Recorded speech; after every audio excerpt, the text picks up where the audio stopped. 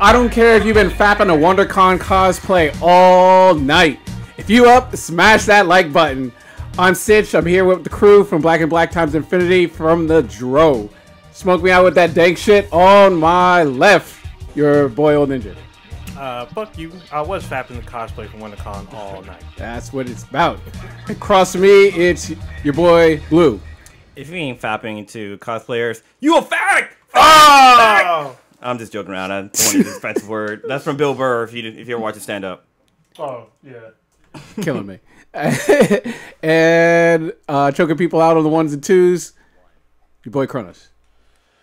So yeah, don't go to a WonderCon after party and stay out all night and then try to interview a celebrity the next day. That sounds like bad news, but a Like, good ass Not a good story. combination. Life lessons. So we are here back. We are just rolling 4 deep today. Prodigy is Chasing footage. being responsible black father. No, he ain't. Yeah, if He's chasing food. Legally, he's required to do this twice a year. So maintain his probation status with the good old people of Alameda County. Damn. So and Mishka. yes. So we'll jump right into it. The squad. He was gone last week too. What the hell? Yeah, this is true. Well, actually, first we'll start with who's no longer with us. Who's dead? So first we're gonna pull out some King Cobra for Linda Brown. Linda Brown was the young girl in the center of the Brown versus Board of Education. Oh. So she was 9 years old at the center of the class action lawsuit at the time, which was 1954. Yeah, I think. Yes, 1954. And she passed away the other day. I think it was yesterday or today. I got my day mixed up. But she was 76. Huh. I did not know that. I knew like Brown versus the Board of Education, but I did not know what her first name was. Yeah, it was Linda Brown. She Okay. was in 3rd grade, 9 years old, and her dad and family and other black families did a class action lawsuit against the Topeka, Kansas Board of Education, Yes. which went to the Supreme Court. And the NAACP's legal team was the one that represented them. So, RIP to her. Okay. Who else we got no longer with us? We're pouring out some grape soda this time for Charles Lazarus. Whom's? Like the pit? Uh, Like the Lazarus pit? no, Batman? no. I got you, Blue. Charles Cricket. Lazarus is founder of Toys R Us, Oh, that's yeah. right, yeah. which is unfortunate because his legacy actually is failing as we speak. Toys R Us may close all of its U.S. stores by the end of the year or sooner. And he passed away. He passed away like the day after they announced that they were Yeah, he filing for passed away. bankruptcy. Everyone's was talking about it since December, and I was like, what? And then apparently there's actually some pretty fucked up articles about how when Toys R Us filed for bankruptcy the first time, they didn't do things to change it up. And then Amazon, Target, Walmart, especially Walmart, ended up just overtaking them. Well, And- no. Most of the problem though was from the people who bought them. It was like a restructuring company, But they didn't restructure. Yeah, so it wasn't Toys R Us's fault. It was the people who like bought them and tried to restructure, and they did a really poor job about it. But they had a huge problem with keeping employees. They weren't really like giving them, like they weren't really paying them. There's actually literally stores where they were like getting paid once a month. Okay. Well, that's some labor law type shit. Yeah, there's some labor stuff going on, but it's because they weren't managing their finances correctly. So Charles Lazarus, he's mostly a lot of people's childhood.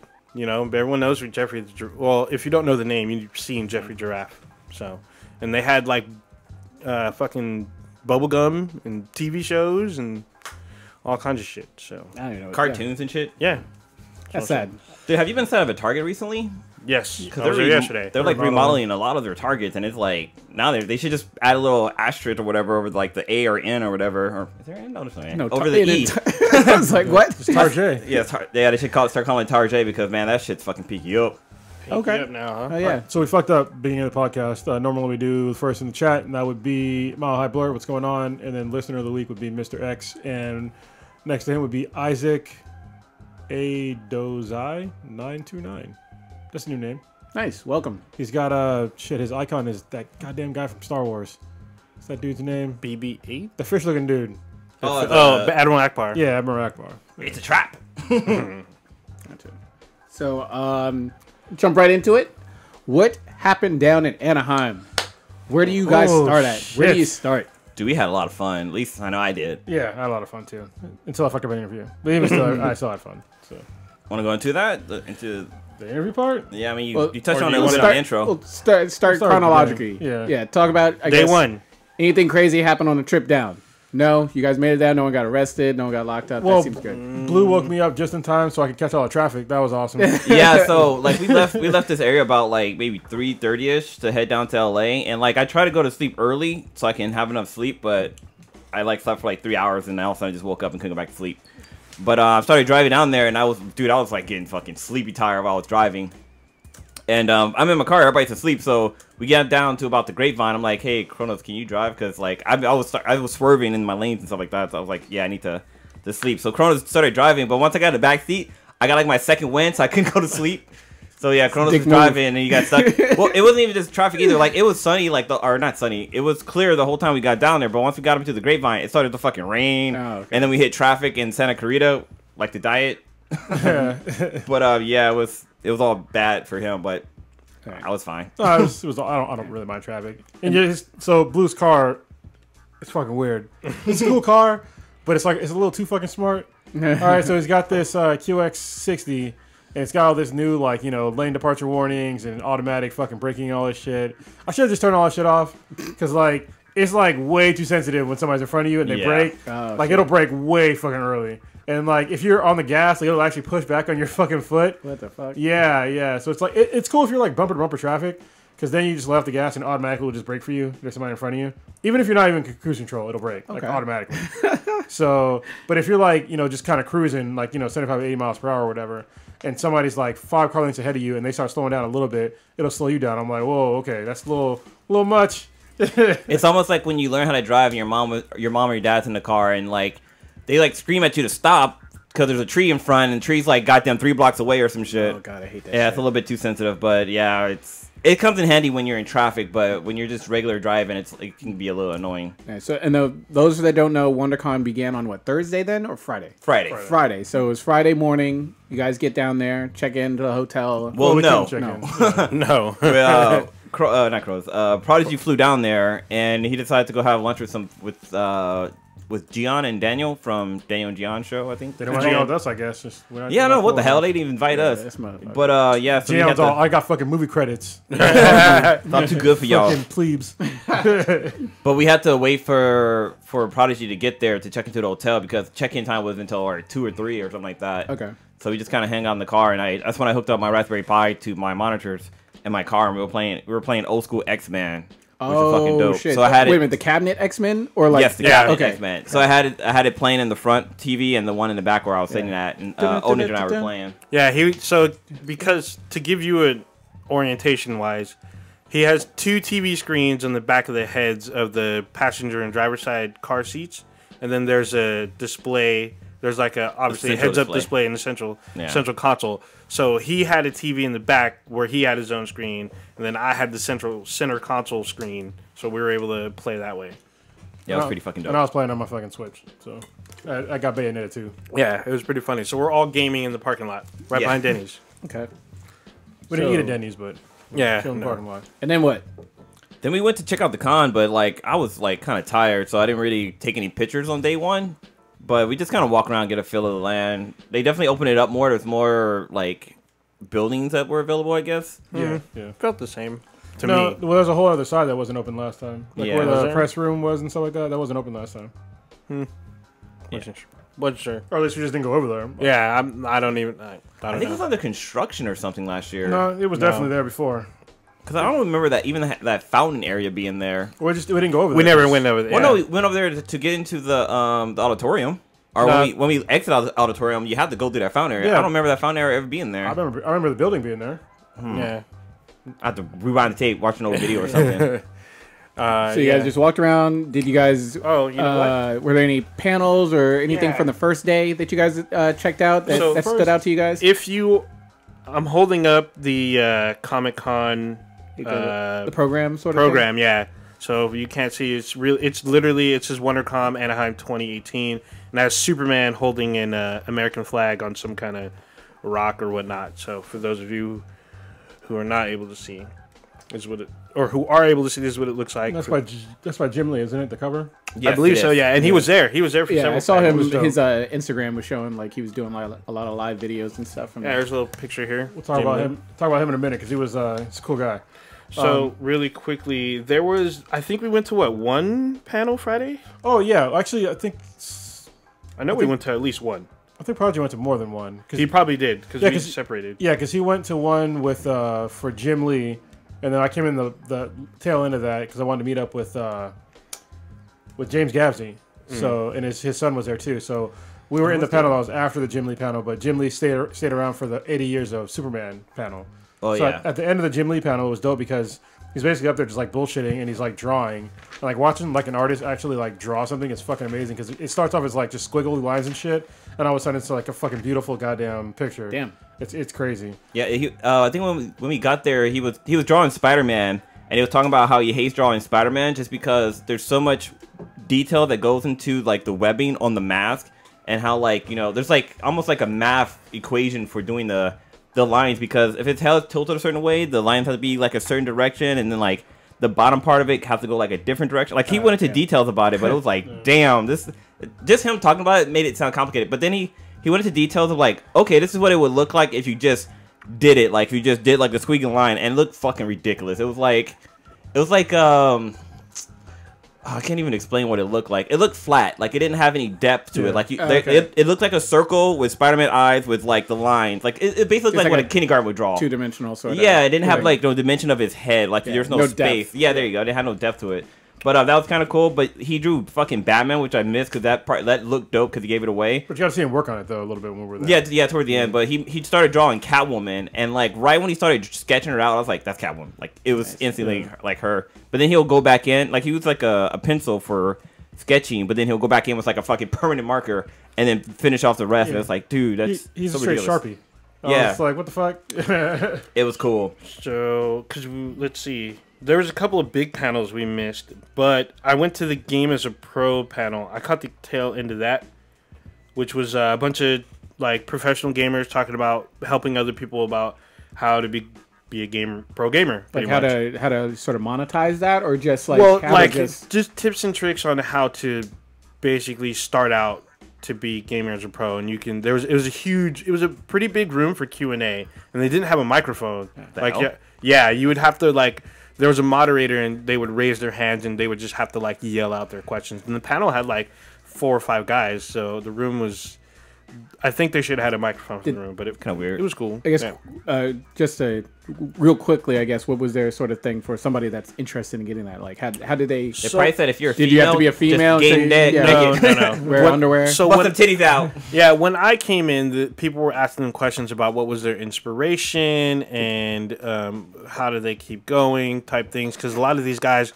One of them was a pro gamer for 20 years, and he was talking about his dad. And was it Thresh or what's the other guy's name? There's him, and there's a couple other guys. There's the Jamaican player. How he talked about how it was hard for him becoming an immigrant and then becoming a citizen and then trying to be a pro gamer, and how that affected him and his family and whatnot. I mean, that's when I came in. I missed the beginning, but I caught the end. So, I mean, it was mainly about them, their inspiration, and what drove them, and that was kind of what the end of the panel. Okay.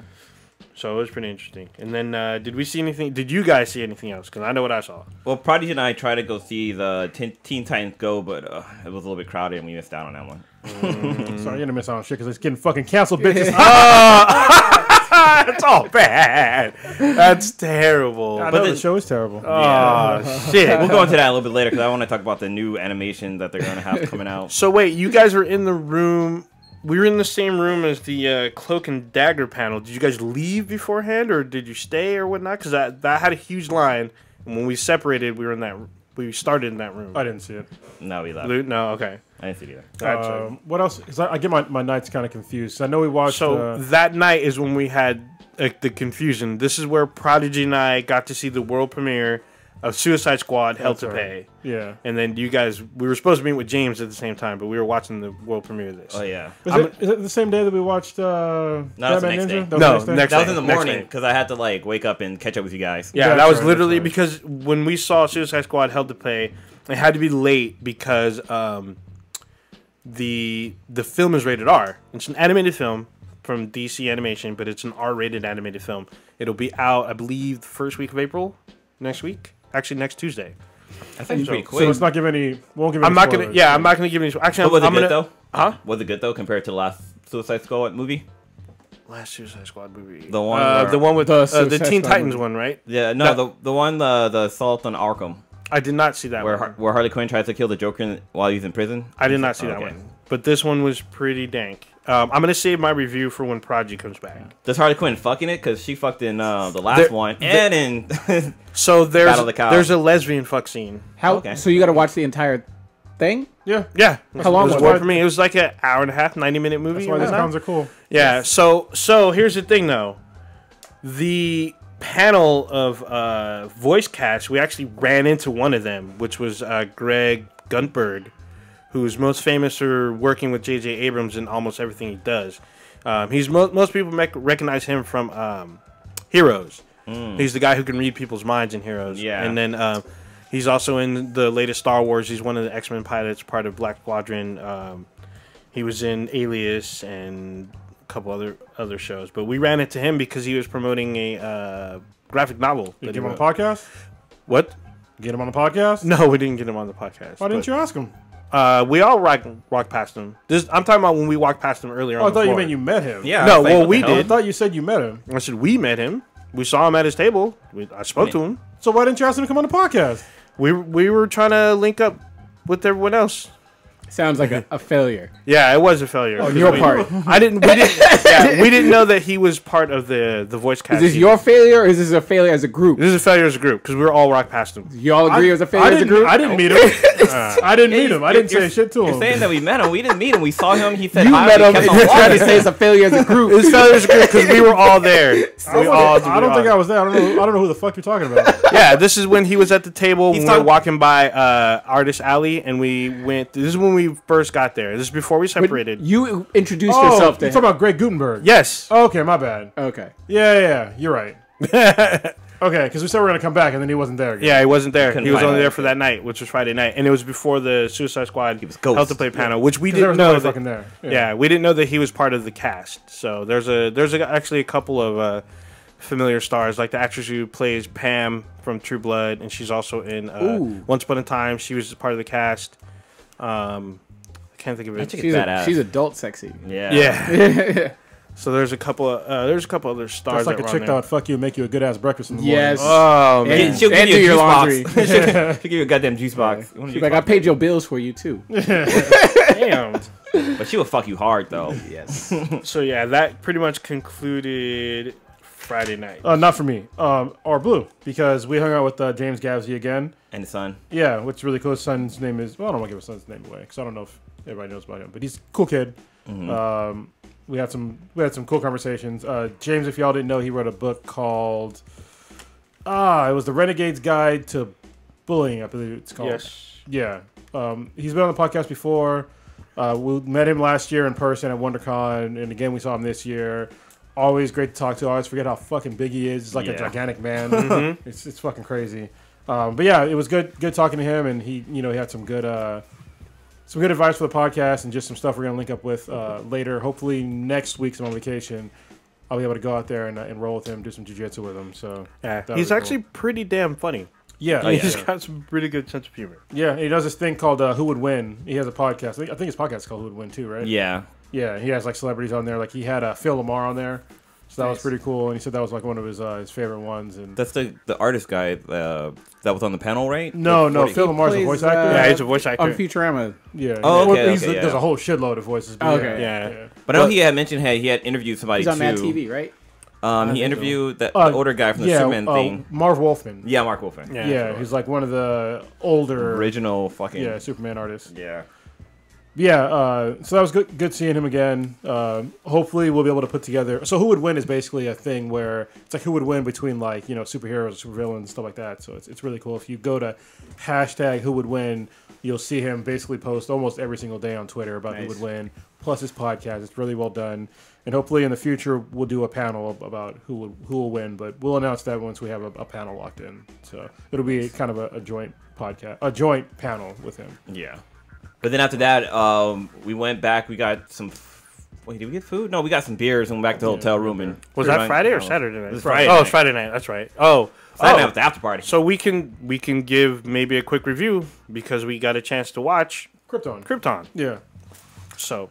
Yeah, Krypton, I enjoyed it. So I thought it was a good start. You know, if y'all didn't know, this is like when they said it's not a prequel to Superman or whatever, they were right because. Well, it's been out for more than a week, right? So we can talk about it. Yeah, it came out a week, Yeah, like 2 weeks a little ago. more than a week. Yeah, Yeah. There's a new episode that just aired Tonight. Yeah. So yeah, basically somebody goes back in time to like warn, like the grandfather of Superman. Gel-El or something like that, or Something like Cell-El. Yeah, Stella we couldn't or figure out his something name like that. Yeah. because the whole cast has British accents except for one guy, and everyone kept pronouncing the main guy's name differently. So Yeah, we it were was- like, "What the fuck?" It was weird. I mean, there's some weird stuff about the show that's like it's just weird. Yeah. Like they have all this fucking technology and they have dirt roads. Yeah. And then everybody's wearing a fucking motorcycle jacket with not one motorcycle in sight. I was super drunk and high when I was watching the show, and all I couldn't stop thinking like, how can you have this fucking futuristic technology, like these intelligent people, but you got motherfucking dirt roads, you got fuckers living in goddamn caves and shit. Like, what the that's fuck is hilarious. this? Well, in some cases, yeah. But there are other times there was like high class. There's like fancy apartments or whatnot, whatever the fuck they were. But they had dirt roads. Like, they should be all kind of dust and, well, maybe that's how advanced they are. They don't even have fucking dirt on their floors. who knows?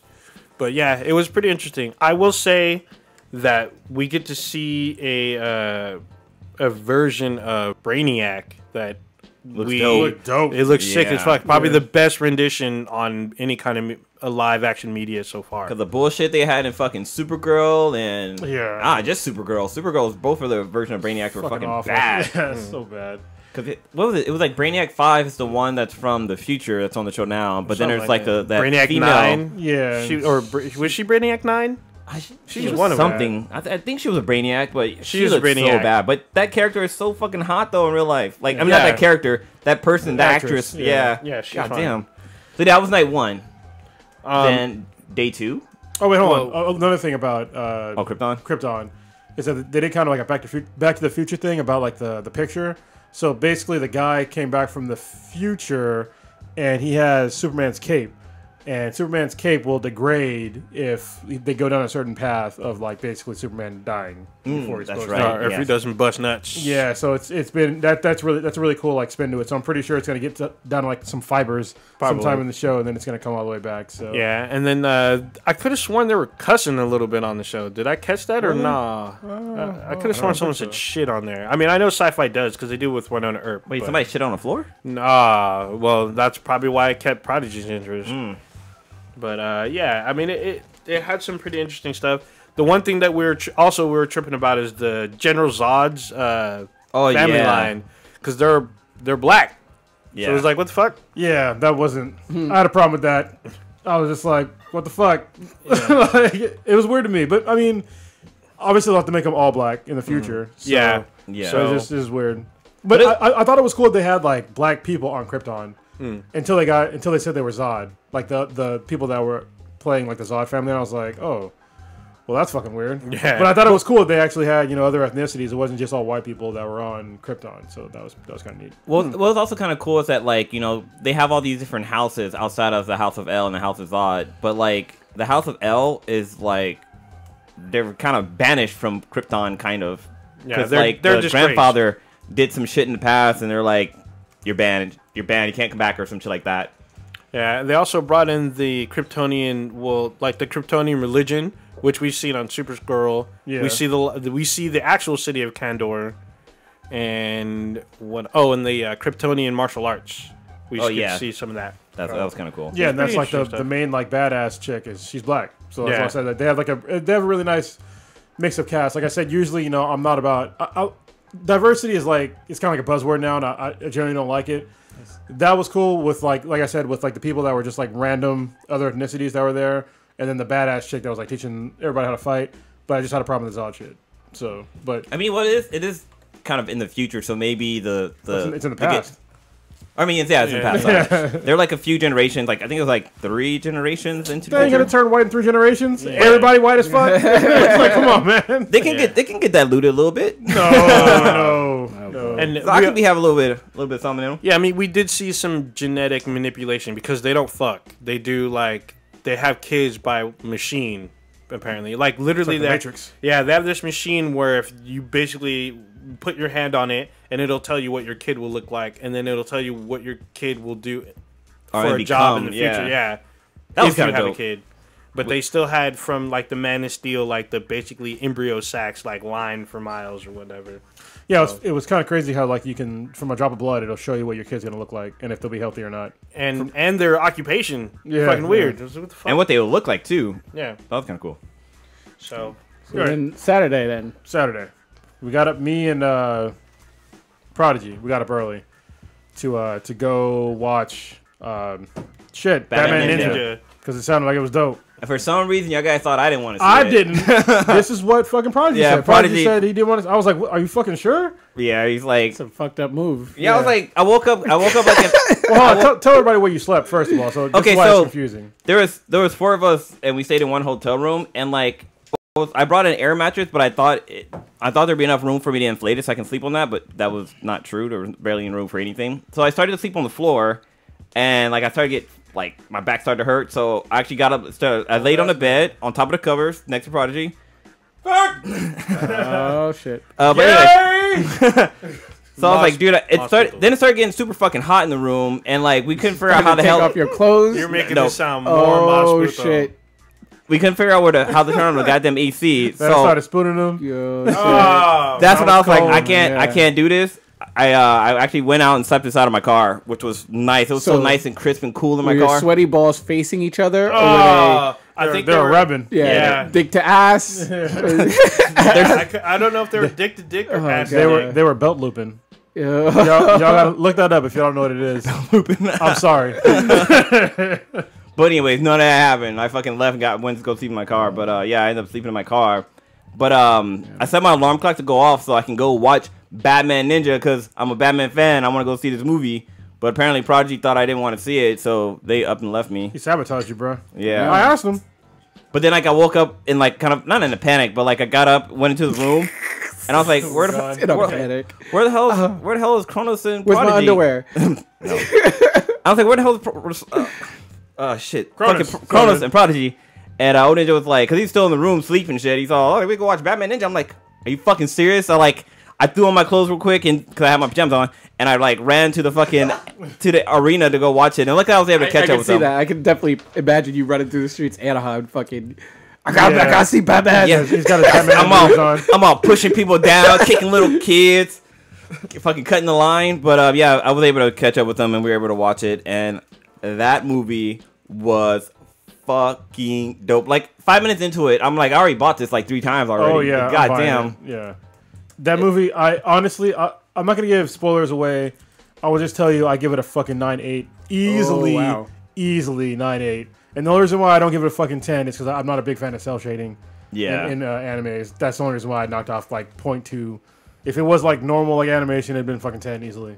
But it's Japanese animation style, and just like the way they take like the Japanese culture and migrate into the Batman universe was kind of freaking cool. But then like, you know, Batman has like, I don't want to spoil it, but yeah, it was just fucking good. We'll wait till it come out and we'll go into more details. It is so fucking over the top. Yeah. When Like, does it's it drop? so over the top. It comes out April 28th And digitally, and then May 16th. But I think we're getting Blu-ray copies before it comes out. Yes, we are. So if we do, I think we're getting that and Suicide Squad. And if we do, we will give them away. Oh, we Nice. So yeah, are? Oh, it'll be man. dope. I mean, buy our shit. You gotta give it to the listeners. Yeah, hopefully it's like a version that we could give away. It's not like a viewing version. Yeah, if it's not if it's a viewing version, then no. Actually, I'll just fucking buy 2 copies and we'll give one away. But yeah, it's like it's over the top in the best kind of way. When you think something is ridiculous, it gets even more ridiculous. There's a part in the I'm not gonna give away like what happens, but basically, like things like a certain object breaks down like 4 times, and every single time it's fucking awesome. Yeah. Like it keeps getting like smaller, but it keeps getting awesome. Okay. And like once you guys watch it, you understand what the fuck I'm talking about. It's great. Nice. And there's mechs. I'm just saying. That's the one thing I'll say. There's mechs. So, then what about the afternoon on Saturday? Anything happen afternoon? There's a couple Saturday night? panels. So wait, so Batman Ninja comes out digitally April 24th, and then it comes out physically on May 8th, but it's going to have a theatrical release in Japan on June 15th. Oh, nice. Wow. And also, this movie is in... It's clear that it's actually in Japanese, but the version we watched was dubbed. Because there were some times where the lips and the words didn't match, and I was like, what the fuck? But yeah, it's definitely going to be dubbed. Yeah, but the guy who did the Joker, because it obviously wasn't Mark Hamill, he did pretty good. Really good, yeah. It took me a second to get used to it. He's not Mark Hamill, but, you know, he did good. And then, what's the name? Did the voice of Harley Quinn? Tara Strong, right? Tara Strong, yeah. Which is kind of good, because she has a really good Harley Quinn voice. Oh, so Suicide Squad Hell to Pay came out yesterday. Oh, it did? Oh, nice. Came out the 27th. So there you go. So at night? Well, later on the day, me and Blue walked around and took some pictures. We got some. Well, he got most of them. I took some, but he took like 99% of them. Yeah, easily. What else did we do after that? Those photos you can see on our Instagram. Yes, correct. And our Facebook page. Yeah. Awesome. Let's see. There was a couple of panels that Prodigy went. He went to the Blacks in Entertainment. Well, he's not here. I know, but did you all go to a panel in between or no? I thought we did. Yeah, I could have sworn. I know we did. We didn't get any panels. So, I will tell you when we met up, because we went to the end of the Fear the Walking Dead panel in the arena. That's when we linked up, because I went to the Gaming Creator Connection one, which was like a roundtable discussion about how to get into the game industry, what you could be looking for, what kind of connections you should be making, type things. It was a one-on-one kind of like discussion thing. It was pretty interesting. There was another panel that we went into as well, though. It was a show that I didn't really. Oh, Agents of S.H.I.E.L.D. That was later. Yeah. So but that's like what I'm remembering, because me and Blue walked the floor for a while. Yeah, so you guys had to have been on there for a while. But then we linked up to do Fear the Walking Dead, because right after Fear the Walking Dead was the Agents of S.H.I.E.L.D. panel. Yeah. Agents of S.H.I.E.L.D. was pretty... even though I don't watch the show, but I'm kind of interested now. It seemed pretty interesting. Yeah, the last two seasons have been actually really good, especially like when they brought Ghost Rider on there. Because they had, is it Hector or Hernandez? No, it's, God damn it. I know you're talking about. He drives the Latin, they have the Latin, his last name's Reyes, isn't it? Maybe. Yeah. But he drives a fucking car, and it's dope when it first transforms into the Hell Ghost Rider vehicle. It gets hit with a fucking rocket launcher, and it flips in the air, and as it's blowing up, like the wheels and stuff start catching on fire, and it flips over, and all of a sudden it's the fucking Ghost Rider vehicle. And I was like, damn! Yeah, that's probably the dopest scene in the entire fucking series for that show. Yeah. Well, that, and there's one like fight scene with Quake, which is pretty dope. But yeah, we saw the end of the Fear the Walking Dead. Morgan's coming on to the show. It premieres like I think in April 16th, and it'll be like the season finale of Walking Dead, and then Fear the Walking Dead will air. So they're gonna do a time jump. Like that's how they're gonna get Morgan onto the show. Oh, yeah. If you watch Fear the Walking Dead, the last season ended in a particular way. They're gonna do it. They're gonna jump ahead a certain amount of time. They said how much, but I don't remember. I don't remember if it's a year or a few months. And then we sat in after the Fear the Walking Dead. Immediately after was the Marvel's Agents of S.H.I.E.L.D. panel, which was funny as hell. Yeah, it's pretty interesting. The whole cast is there except for Clark Gleeg. So of course, who plays Coulson? Agent Coulson. Agent Coulson. So that was pretty interesting. We were all there for that, which was cool because they had the Q&A panel.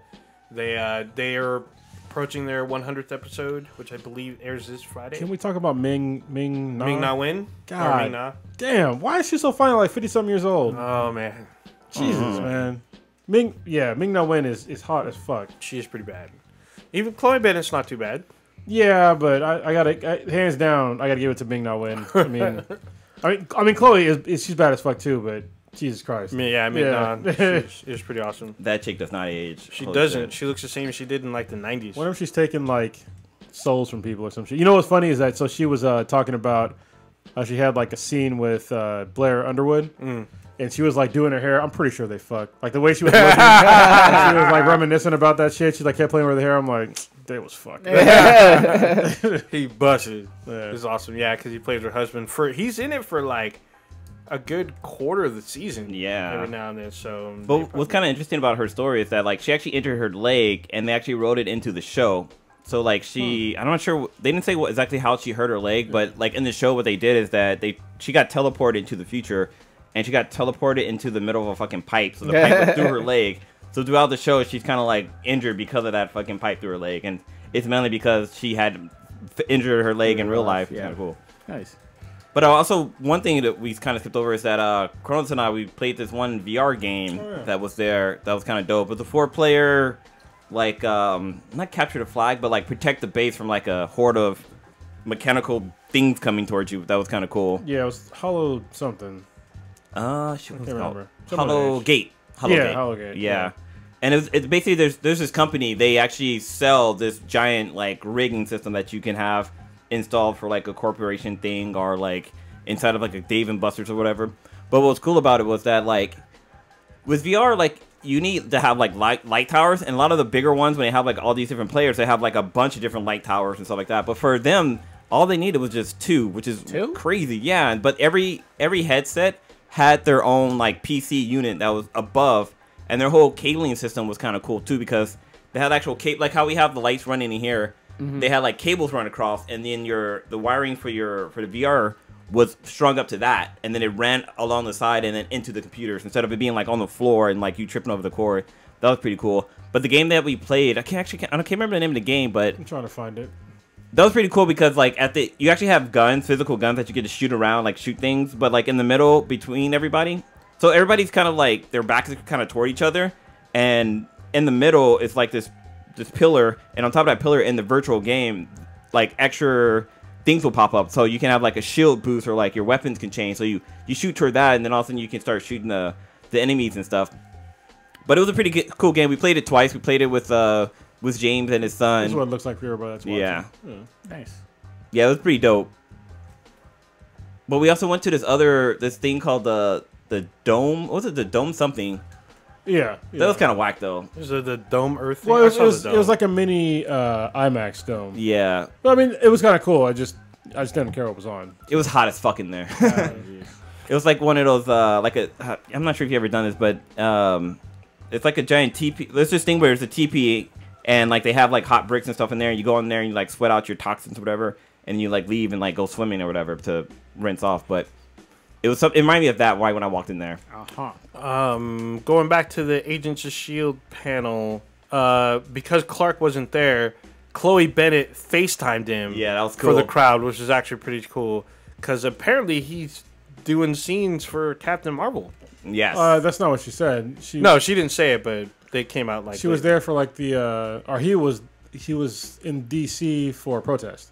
Yeah, but apparently he's still doing scenes. That's cool that he would do it. It was cool that because he was on the phone. He's like, I love you, WonderCon. The crowd went crazy. But it was cool because like she was able to just call him and then get him on the phone and able to like show him like that she's actually talking to him. That was kind of cool. Oh, that's pretty interesting. But one thing I feel like that was kind of cheesy was like the last question, because they have people come up and ask questions and stuff like that.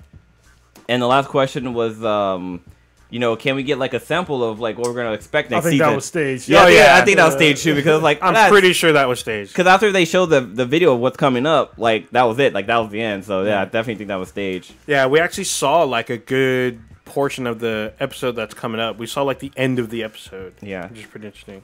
Going back to the Fear the Walking Dead, it was funny because like you can ask questions and stuff like that, and I guess somebody came up to ask a question, but it turned out to be like one of the actress's cousin. Oh yeah, Maggie Grace. Yeah, so she was like she was kind of concerned what kind of questions she was going to ask him, and Chris Hardwick was the moderator for the Fear the Walking Dead, and that dude's so funny. Like, I used to hate him on G4. Like, he was always so fucking annoying to me, but he's, like, so funny now to me. But, like, he kept, like, joking around with her and stuff like that. It was kind of cool. But, yeah, so that was it for...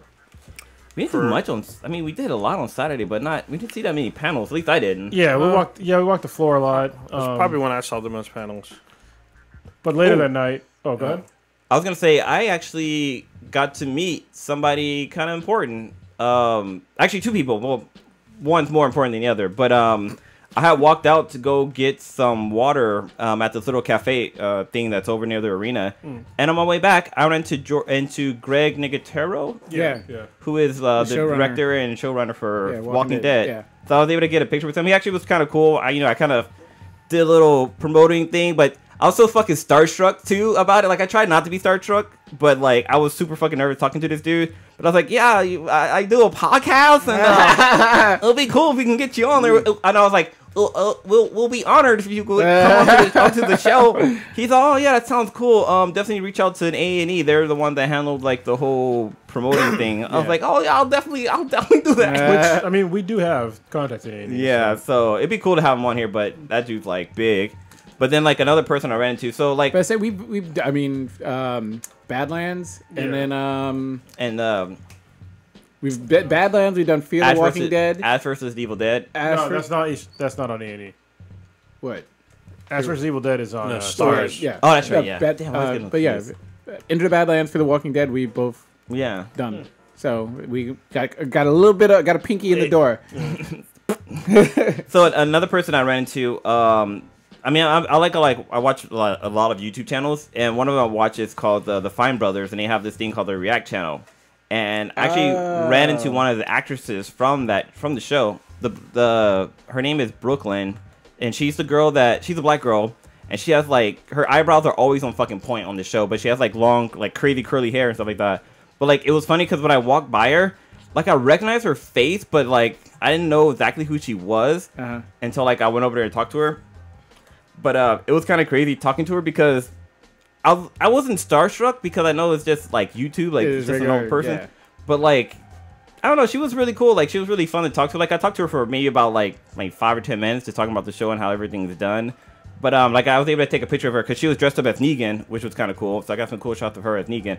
But you know, I explained to her how we have a podcast and we do reacts and stuff too, and all this different stuff. But it's funny, actually. Happy birthday to her because she just turned 20. What's her name? Brooklyn something. I don't think I know her last name. I remember. I can't. But I saw the. Yeah, but I'm real. Brooklyn real Fenton. Yes, that's her. Well, that's her when she's like super young. Yeah, she just turned 20, and it was funny because like I can't remember what we were talking. No. So on the React channel, she was part of the Teens React, but now since she's 20, she's part of the college teens or college React segment or whatever. And I was talking about it, and she was like, yeah, I'm about to turn 20 like in 2 days. Like I think her birthday was on Monday. And I was thinking to myself like, oh my god, I'm like 18 years older than this chick. It's so fucking ridiculous. Yeah, you're graduating high school when she was born. Yeah, you're an I was adult. like, if I'd have had a kid out of high school, it would have been the same age as her. Yeah, it'd been fucking, it's crazy. Life but yeah, she was comes at really you cool. fast. Yeah, it does. But yeah, she was really cool, and like, you know, I took her picture and I tagged her in it, and I think she liked it. But yeah, let me see if I can find a picture of her. Hold on.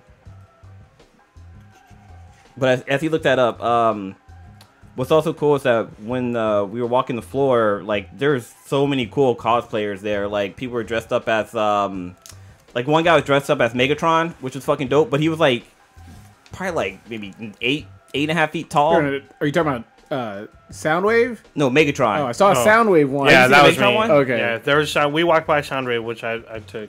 Yeah, this is here's Okay, yeah. here's Brooklyn. Legit. Forgot I have buttons now. I can press buttons. She was Shigan.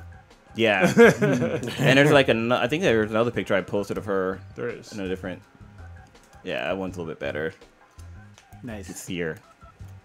But at first, when I was talking to her, I was like, damn, this chick's cute. But way too young. Way too young. But yeah. So like, I took a picture of a guy dressed up as Optimus Prime, and dude was fucking tall, which is kind of cool. Oh, no, you got Megatron. I don't think you got Optimus Prime. I didn't get Optimus Prime. Yeah, you got Megatron. Here's Megatron. Nice. He was like 10 feet. He's like 10 feet tall. Yeah. Oh damn. It was fucking Yeah, ridiculous. he was huge. Yeah. But apparently, like, there was somebody there dressed up as Voltron that I didn't see. Like, I saw it in Hip Hop Stormtroopers Instagram. He had Oh, dude, that was awesome. video with them. I took a picture of Soundwave, and I think Starscream was there too. Yeah, Soundwave. We have that one. I'll pull it up. That's legit. Yeah. That's awesome. Yeah. I should have tried to see if he can talk like Soundwave, because Soundwave is one of my favorite. I think it's every black dude's fucking favorite. Yeah, but that's the way he talks. Is fucking dope. Yeah. Jazz. Everyone, all black people. No, Nope. Decepticon. Oh, Decepticon. Ja- Okay, Jazz yeah, Autobot. of course, yeah. Talk about hot 'Cause rod. Jazz was black. Everybody knows this. Yeah. If I could get like a ringtone with just Soundwave talking, you got mail. Yeah. Puny human. Yeah. But yeah, it was cool walking the floor. Laser What else we beak, do on Sunday or on Saturday? Saturday we went out. I'm gonna say something happened for Cronus get all dehydrated. Yeah, so so part of going to the WonderCon, there was an after party that was hosted by D Pity, Yeah. which confused the fuck out of me. Cause Sonic Boom? when I first saw it, I thought it said P Diddy. I was like, P Diddy's here? What the fuck? We about to turn it up. But no, D Pity is the guy who cosplay as Deadpool. He does like all the funny like prank videos at cons as Deadpool, which is kind of cool. But yeah, so it was at a bowling alley. It's at a Bowmore, which is kind of maybe about a mile away from the Anaheim Convention Center.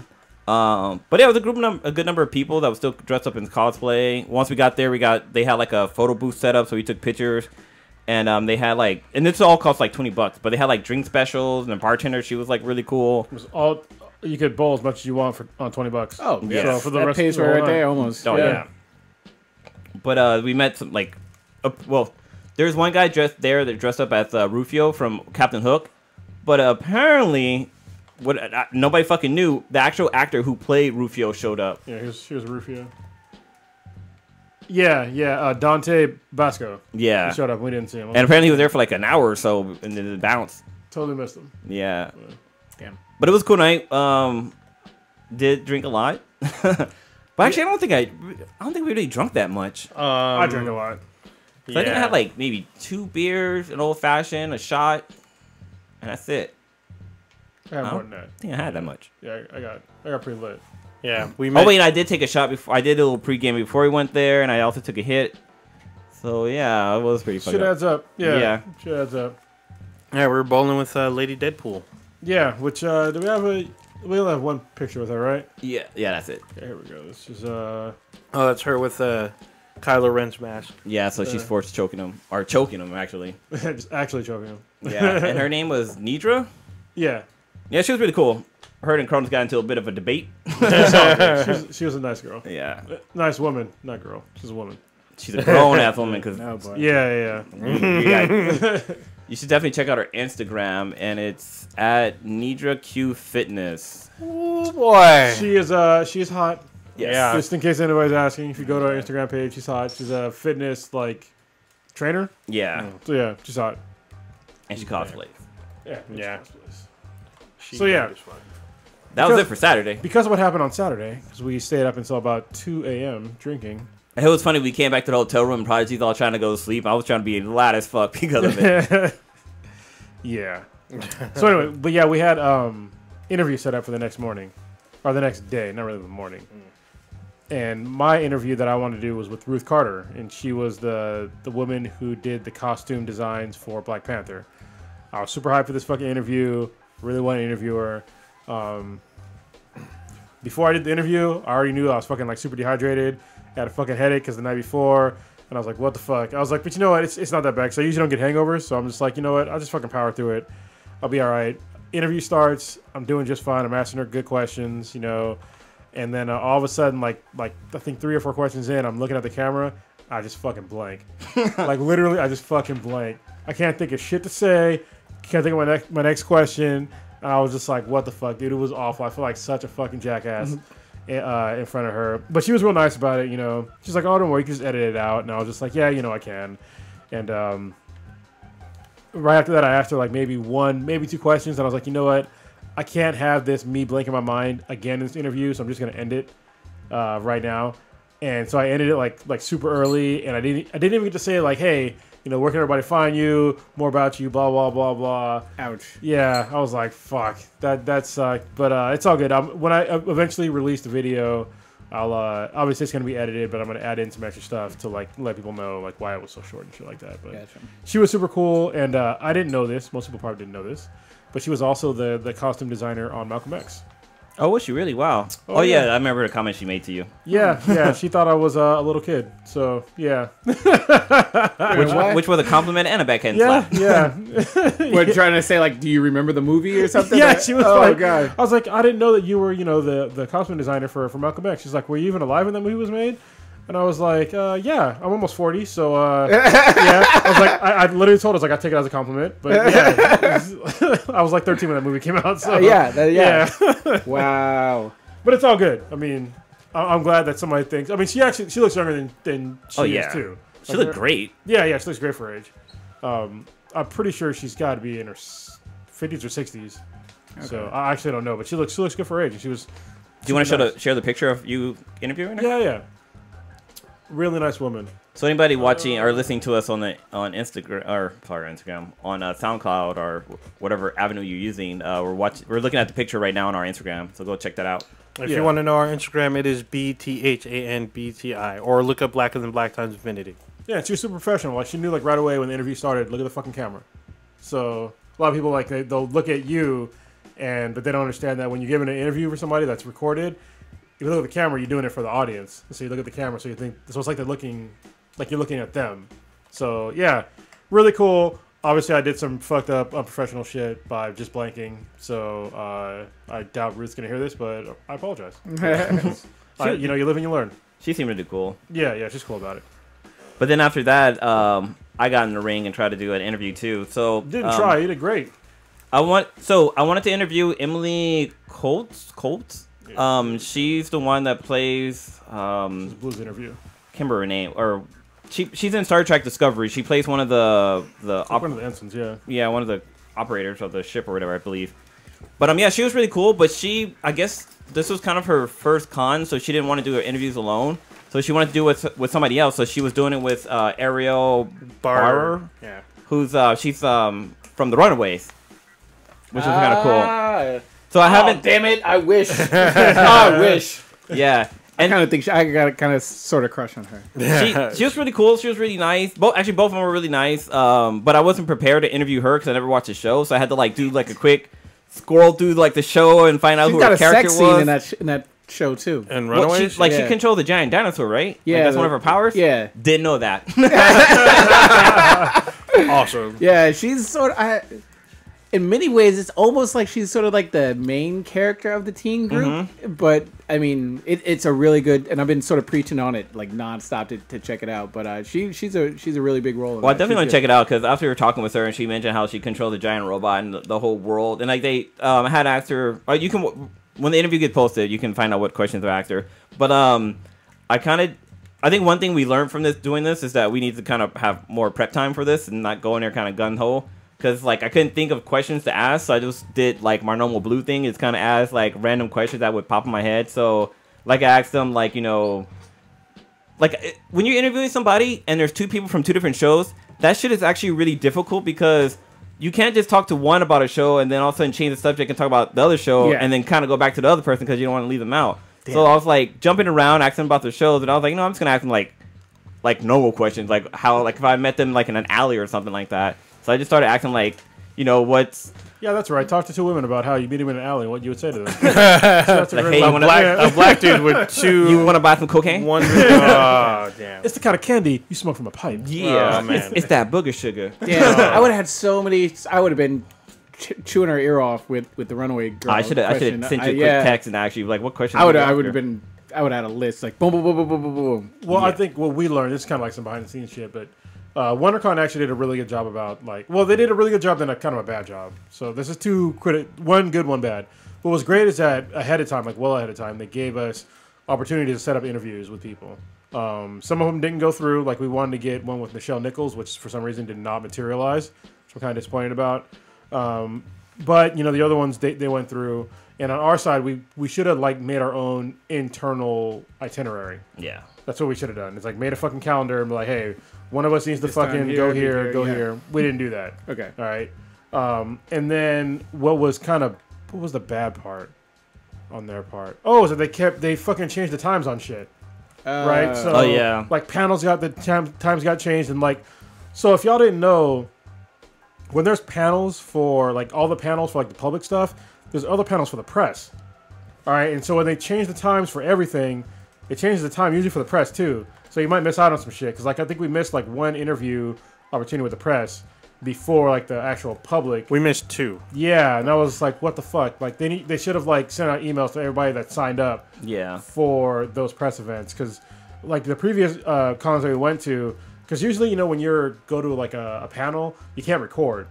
But when you go to like, if you're press, they have like this whole behind the scenes like press panel thing where you get like one-on-one time or roundtable time with the actors or actresses, and that way you can get like actual recordings of them. I think that was dope, but at the same time, like I said, they kind of fucked up the time schedule, and that kind of fucked us on some stuff. What's also kind of cool about that too is that like I kind of felt a little important because like one of the publicists, actually there was a few of them, like they would like once the actor or actresses were done doing their interviews, they would like go and get them for us and bring them to us. Like it wasn't us like, hey, like trying to flag them down, like, hey, can you come over here, can we get a quick interview? They were actually being brought to us, which is kind of cool. Yeah. And like one of them, I forget what her name was, little short girl, but she was actually saying that there would be somebody that would be perfect for our podcast, and she's gonna link up with us to get them on. So I think that would be pretty cool. So it's pretty awesome that they pay attention to their press corps and that they try to like help them out. So I think that's really good. Yeah. Awesome. And then we had another press event. Yes. For Old Ninja. Yeah, so we did literally right after our interviews with Ruth and Emily and Ruth Carter. Ruth. Well, yeah. Ruth, what was no? Ariel. Oh, Ariel. There you go. Ariel. Yeah, we Ariella? got to meet with the Black Lightning showrunners. So we got to meet with 3 writers, and then the creator of the show, Salim Akil himself. So we got to ask. It was a roundtable discussion. It was different than what we did last time. We actually sat at a roundtable. There were other press and podcasters like us, and we all got to do roundtable discussion with them. We get to ask them like a question each. We literally had like maybe less than 5 minutes with each member, but I guess I had 5 minutes because the lady, the publicist chick, she was like sitting there with the goddamn timer, and she was like, yeah, they had the wrap thing. that shit up. Yeah, so she would signal us that we'd had to wrap stuff up, and so we had to do kind of rapid fire, but we had to be respectful of each other and at least get one question in from each outlet. So it worked out. I managed to get a question, sometimes 2 in. I think I got 2 with Salim Akil. That guy was really intense. He's been through a lot of stuff, and where he's at now is a triumph to a lot of things in his life. So. And I believe he said he was from Richmond, California. I didn't ask, but I heard someone looked it up. Yeah. I know it was on a different panel. Yeah, on a different panel, he said it. Yeah, we because of our earlier interview, we actually missed the opportunity to go to the Black Lightning panel because they showed this past week's episode. But we were, doing our thing and doing our interviews. We literally went from one interview spot to the next, and we had time to set up. So it worked out. But it was kind of cool because Salim had his Salim Akil. Salim Akil. Salim Akil, who's the showrunner. He had his daughter there. Or no, was his son? His son. Well, he had his son. No, he had his daughter. He had his son. He had his daughter. No. There was a son. Salim's son was there. Another his son? Yeah, another guy's daughter was there. Yes. One of the other writers, he brought his daughter. It wasn't Salim. Salim Akil brought his son. It was his youngest son. Salim has a beard. Okay, yeah. That's right. The other had a goatee. Because I remember Salim had said that his older son does he's a rapper. Intro for the show. That is correct. He's also done a couple of tracks for the show. There's a couple episodes where his other tracks are in the show, and we brought that up to him, and he let us know, it's all about family and whatnot for the show, and basically if he came up, everybody's coming up, basically. So started from the bottom, now we're here. It's literally the case for Salim Akil. So it worked out. We got some really good questions in. You're gonna have to check out all of the interviews that we are going to post soon. What's kind of cool, I had like a promptu interview with Salim's wife, because she was kind of sitting at the table I was at, and I just happened to ask her, like, oh, hey, is that your son up there? And she's like, oh, yeah. I'm like, I had asked her, what is it like being married to somebody, like, in the industry? And she had said that, like, it's really difficult because it's kind of a roller coaster ride, because, shows get canceled, and they kind of find out they're getting canceled kind of, like, last minute. So, she's really hoping that the show works out. But, like, it can be like the show can be really successful, but all of a sudden it just takes a dip, and then all of a sudden, like, everybody's getting laid off or whatever, and then he's got to, like, go and try to find new work or new projects for him to work on, and then it's, like, it's always an up and down, and plus, like, the show is filmed, I think, I can't remember what she said. It's filmed far away, so he's gone for, like, months at a time, and so she doesn't get to see him that much, so there's some downside to being in the industry. Oh, yeah, there's always... I'm sure the money doesn't hurt. Yeah, there's a bunch of stuff, and especially with new shows, there's always like that period of do they have enough viewers? Are they gonna make it? I mean, even veteran shows like Agents of Shield, they are anticipating that this could be their last season, but they want to keep going because there's going to be a major event this summer, which will be Infinity War. Yeah, I think Infinity War is going to like change. It should change the landscape like Winter Soldier did. Yeah, so it should, as Winter Soldier changed the show. So they're hoping to expand on that and bring in other characters that are in the Marvel Universe, but may not be. They're probably D and E listers, but the show's had the opportunity to do that. So they're hoping to do that again. It's cool because it's funny because Jed Whedon. He's one of the writers and creators. Him and Josh will both work on the show. And him and his wife. So Jed just recently got married. Him and his wife are both writers on the show, but they could lose this opportunity depending on if ABC doesn't keep them or not. So we shall see. All right, what else happened that day? This was Sunday. Sunday. Okay, So this is kind of the last day. Yeah, Sunday we were kind of wrapping up. Yeah. We took more cosplay pics. Yeah. Oh yeah, and that's when I took a picture of that Lisa Cat official. Yeah. She's pretty bad. Let me see if I can bring her up here. She cosplay what is it, Cindy from Final Fantasy 15? Yeah, Final Fantasy 15. So this is her. Yeah. That's Cindy. Looks pretty great. Is the next one her too? No. Hold on. So we're looking at That's pictures on our right. Instagram. So Stephanie, check it out. She has on the back of her thighs, it says press start. Oh yeah, And it's real big. Yeah, And it's and fucking awesome. when I first saw it, I thought maybe it was just like maybe spray painted or painted on there, but that shit's tattooed on the back of her legs. Like Yeah, she's it's hardcore like that. I saw her the day before, but she's bad as fuck. But she also has the Twitch channel too, so you can watch her, I guess, play games. It's twitch.com/ what is it, Liz Cat Oh, hold on, official? let me find her. It is LIZKATZ official. Yeah. And definitely follow her on Instagram. Yeah, she has a lot of followers.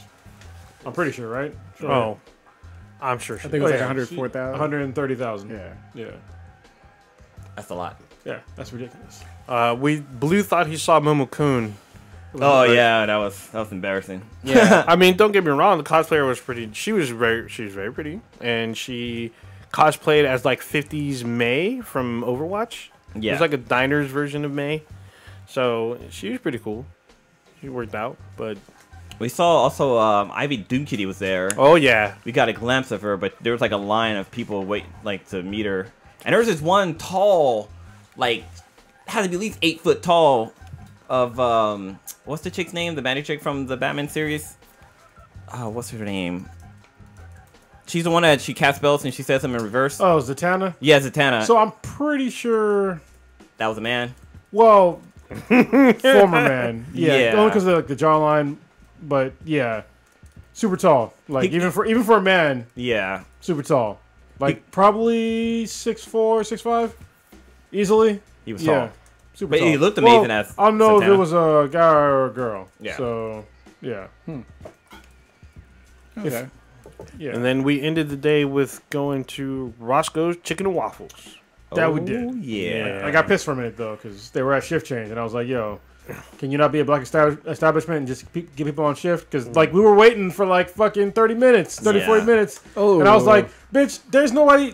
They had so many empty Empty tables. tables. There were so many fucking empty tables. But it was fucking shift change, apparently. And that was the one in Anaheim? Yeah. It's right by Disneyland. It was so good. There was like one order was enough food to like give me a heart attack. It was so good. Like we, Crotus and I ordered the same thing, and it was like an omelet with fried chicken in it. It was Oh, yeah. fucking good. Was that that's what it was? Yeah. Oh, yeah. Oh, you man. got chicken chili on top, though. I did. that. I had the chili on top, but So I know man, if I get chili, I might take a shit, but I'd take a shit anyway. Like when I was There's that was only actually some, pretty good. like I don't like fried chicken, but there's some fried chicken that I'll eat, and Roscoe's Chicken and Waffles is one of them. Yeah, it was so good. So I mean, fucking an good. omelet with like seasoned fried chicken in it. Yeah. It was fucking Sounds bomb. good. It was so good. Plus, And the mac and cheese. We got the mac and cheese was fucking legit. It was so good. Yeah, shit was good. It was good. So overall, it was a good ass time. Oh yeah, Yeah, it was a good time. It's Fun definitely a lot of fun. Looks like our next event will be the Silicon Valley Comic Con next week, which will be next week. Oh shit! Damn. Oh, I gotta buy my daughter a ticket. Shit, I forgot. I'll be there on Saturday. I will be there too. I'm gonna try to be there early because I believe we have early access. Yeah, I'm off that entire weekend, so I can hit up whatever. Yeah, I'm gonna be there. days. I'm gonna be there Saturday all day. I'm bringing my little cousin with me because it'll be his first con, and he's gonna see all the craziness. There's a shit ton of stars that are going to be I saw at this Kilgrave's event. supposed to be there. Yes, he got. we saw him briefly at WonderCon. One of He the showed up. girls I used to fap to back in the day, Christina Ricci. Oh my goodness. That's Wednesday Addams, the Yeah. girl from Everyone Black knows- Snake Bone. Yeah. Oh yeah.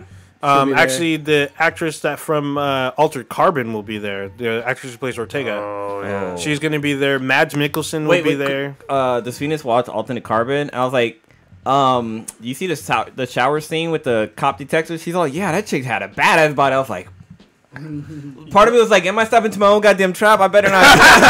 I almost was like, hell yeah, I was. But I was like, yeah, she aight. I concur. Oh, man. But yeah, if you're going to be coming out to Silicon Valley Comic Con, you can probably find me because I like to go to, I think it's called Tranquil, which is like this bar that's kind of like on the side of the convention center. Yeah. I think Now it's you called see- Tank. Is it Tank? Tank? I think it's Tank. Yeah, Tank? it's TANQ. Yeah. Okay, I thought it was Tranquil, but all right, that sounds. But It yeah, could you be can Trank. definitely It you can could definitely be- find me there because I'll probably go there and have a drink and maybe chit chat with a few like cosplayers that would be hanging out there. Yeah, we should.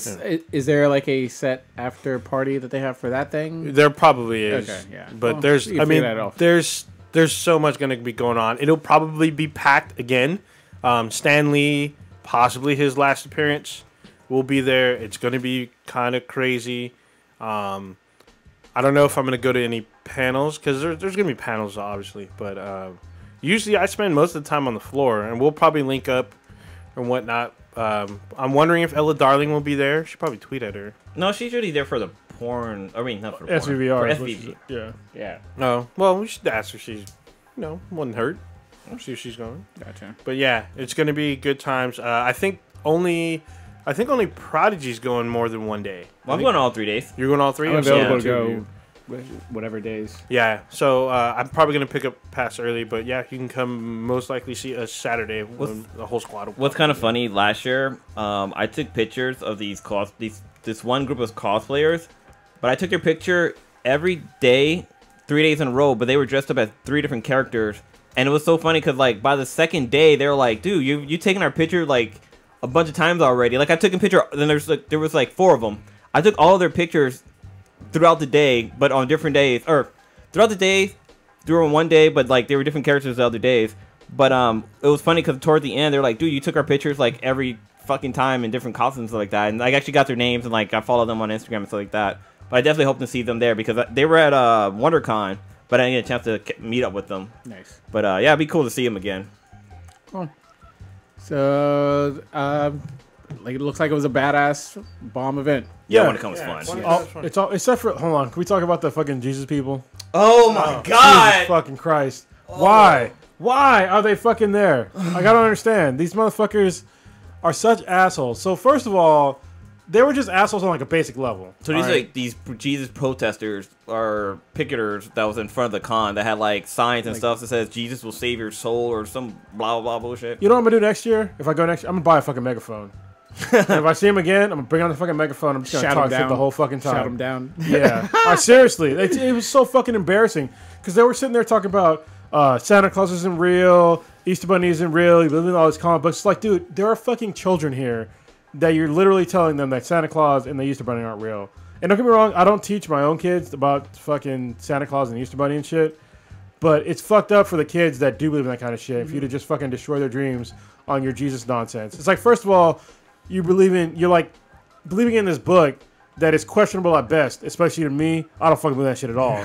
So for you to sit there and be like, your pretend shit means less than my pretend shit, it's fucking stupid as fuck. And they were just, they were like, I bet some of y'all are homos. And I'm just like, first of all, who says homos? Yeah. Second of all, why do you give a shit about their sexual orientation? Then they went off on some fucking Hillary Clinton tangent. And I was just like, you guys, just fucking go away. You know what I mean? They about the homo thing. Because I guess he's like, oh, so now your comics have homos in it now, and like it was so annoying. But the saddest thing about it was that they were so loud, and they were by the entrance. So like there was people coming in, and they had to hear this stuff. But the stuff the guy was saying was so like, if you're a Christian person, like you're supposed to be like good toward others and all those different things. Like this guy definitely was not that, in my opinion. Oh Christ! There's a bunch of them too. They're just fucking assholes. You know? And like girls that were dressing up skimpy was like, oh, you're going to hell for showing off your skin and stuff like that. This isn't Jesus work. And oh my god. I'm serious, but next year, I'm gonna fucking buy a microphone. I'm just gonna sit there and talk shit. But like, look, you fat fuck. Actually, you can't curse. Yeah. I'll kick you off the fucking premises. But like, look, if you're fat, because this guy was fat, I was like, you're obviously a glutton. Don't be sitting out here talking about Gluttony sin. is a sin. Yeah, when you can't put a deadly. when you can't put a fucking chicken bone down. You know what I mean? Get the fuck out of here. Well, what's kind of interesting is that like they're kind of. I mean, I guess the convention center isn't. Is it private property? Since Well, they were staying on the sidewalk. well, they were kind of. Well, I guess so. Yeah. They were on technically public property on the sidewalk, so they can protest there. Yeah. They can't go inside the convention. Correct. It's fucked. Yeah. So yeah, that was like a serious low light. Was like having to see all these kids and stuff that are just trying to have some fun, getting yelled at by Jesus people. And they were saying on Sunday they were like ridiculous because they were like, "It's Sunday, you should be going to church." It's like, well, you're not in church. Yeah. So what the fuck? Where are you, right? Christ. Yeah. It was, so that was like the downside, and they weren't there just one day. They were there like every day, which kind of sucked. But they weren't there all day, which is kind of good. Like they weren't there for like a couple of hours and then fucking like left. But Well, the first time was a couple hours. The second time was for a long time. Oh, yeah. I think it was on Sunday. yeah, Sunday. It was a long time they were there. But whatever. There was something else. Oh wait, we didn't talk about the person you met by the food trucks. The guy that makes us all look like little bitches. Yeah, I met Kevin Graveau. Yeah. The guy who made Underworld and Blue Marvel and was it I Frankenstein? He didn't make Underworld. He stars in Underworld. I thought he was the writer. No, No, the creator. he wrote I Frankenstein. Oh, okay. He did okay. the comic and the movies. Okay. Well, he definitely made like the first black superhero by a black man. Is Blue Marvel? He wrote that character. Yeah, that dude will make you feel like your balls haven't dropped yet. So his voice is so fucking deep, it's ridiculous. Like it's almost like he just like swallowed a bunch of rocks and he just started talking. It's just fucking crazy. Cool ass guy though. Like yeah, he was at a food truck and I was like, is that because he had a beard? And so he looks way different with a fucking beard. But he's still a big ass dude. So I was like, I'm sorry, are you Kevin? Are you Kevin Graveau? And he's like, yeah. No, you gotta like way deeper. Yeah. Hold on, let me. What's it up to you, boss? Girl. It was crazy. He was like, yeah, sir. Yeah, son. Yeah. He was like, yeah.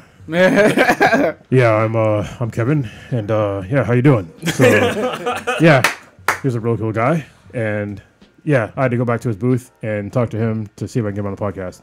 So hopefully we'll have him on the podcast, and he's gonna sound even deeper than my voice right now. Nice. I bet you if Go back to normal now. if that dude, you know how like when you have helium, like your voice get like lower pitch or higher pitch, I guess. I think for him nothing would happen. Yeah, I think his voice wouldn't change whatsoever. Yeah, But I think if you use what's that name of that I think it's maybe this one makes your argon. voice deeper. yeah, that denser stuff. I'm pretty sure it's like I want to say Dolomite, but that's not it whatsoever. whatsoever. That was definitely a pimp. Yeah. So, But it's also Dolomite is also the strongest substance on Earth in Futurama. yeah, 'cause that's what The dog was covered in. no, but it's also what Bender has. He's part Dolomite. Oh, that's right. Yeah, he's like I'm 5% Dolomite. But yeah, I bet you if he used that, the fucking world would just blow up. His Yeah. voice would be too damn deep. Yeah, he was such a nice guy though. You know, I obviously went back to his table and see if we can get him on. So I think Prodigy will come on. Yeah, Prodigy. We'll see if we can get him Yeah, on. he's gonna try to get him on. There's a few people that we want to get Sulfur on the podcast. hexafluoride. There we go. Okay, that's what Yeah. it is. But yeah, it does the opposite of what helium does to your voice, and it's scary. It's scary, Tony, because you sound like you're fucking a demon. Yeah.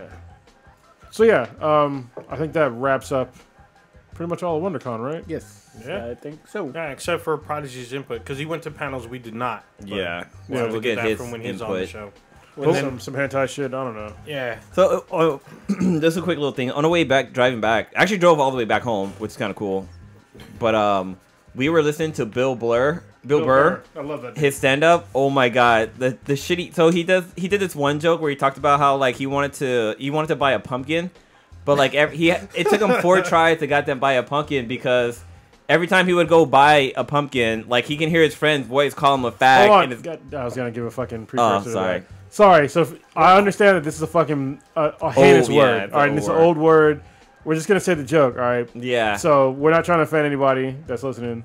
But I'm gonna spoil the punchline. But yeah, he went to grab the pumpkin. All you heard in the background was like, "What are you, a fag? Are you gonna buy a pumpkin? What kind of fag are you? You're gonna go home and carve it up and blah blah blah." But then he goes through this big spiel about like why guys can't do certain things, like how he wants to hug a puppy and tell a kid that they're cute and stuff like that. Like he wants to do all this like cool stuff, but he can't because he can always hear his friends calling him a fag. Like he talks about this joke where he can't go outside with an umbrella because his friends will call him a fag. It's like, what are you, a fag? Like, are you gonna use a tampon? Where you get that umbrella out? Did you pull it out of your ass? And it's so funny. So if you have an Amazon account like Amazon Prime for Amazon Music, it's definitely on there. But you can find it on YouTube too. It's so fucking funny. Bill Burr is fucking. He's one of my favorite comedians of all time. Yeah. We talked about how when his wife got a dog, and that shit was hella funny because she got a pit bull and like. So you know his wife is black, right? Is she really? Yeah. His wife is. So Bill Burr is a fucking whitest white guy ever. Yeah, holy shit. He's a ginger first of all, and he's pasty as fuck. Yeah. So. Well, I didn't know his wife was white. Black. His wife is black. Is the lovely Nia. Yeah, her name. that's cool. Yeah. But when he has a pit bull and he talks about how he's like walking down the street with the pit bull and people are like crossing the street to get away from the dog. And he's like, man, I don't know why black people are so mad about this. This shit's great. It's like I'm a fucking king. He's like, I get the whole street to myself. Yeah, it's fucking hilarious. he talked about spooning with the dog and shit like that. Yeah, it's awesome. Check out his stand up, and he has a special on Netflix right now. He's got a few of them. Yeah, he's got one that's in black and white. I think that's like his most recent one. It's pretty funny. Yeah. So, what should we move on to? And that's it for WonderCon. Yeah, I was gonna say, well, sort of 2018. transition from that topic. I guess one of the Black Panther writers was saying that Iron Man, if it had been released now in 2018, it wouldn't work. I guess, sort of hinting at, sort of the male chauvinistic ways that Tony Stark portrays himself, or Robert Downey Jr.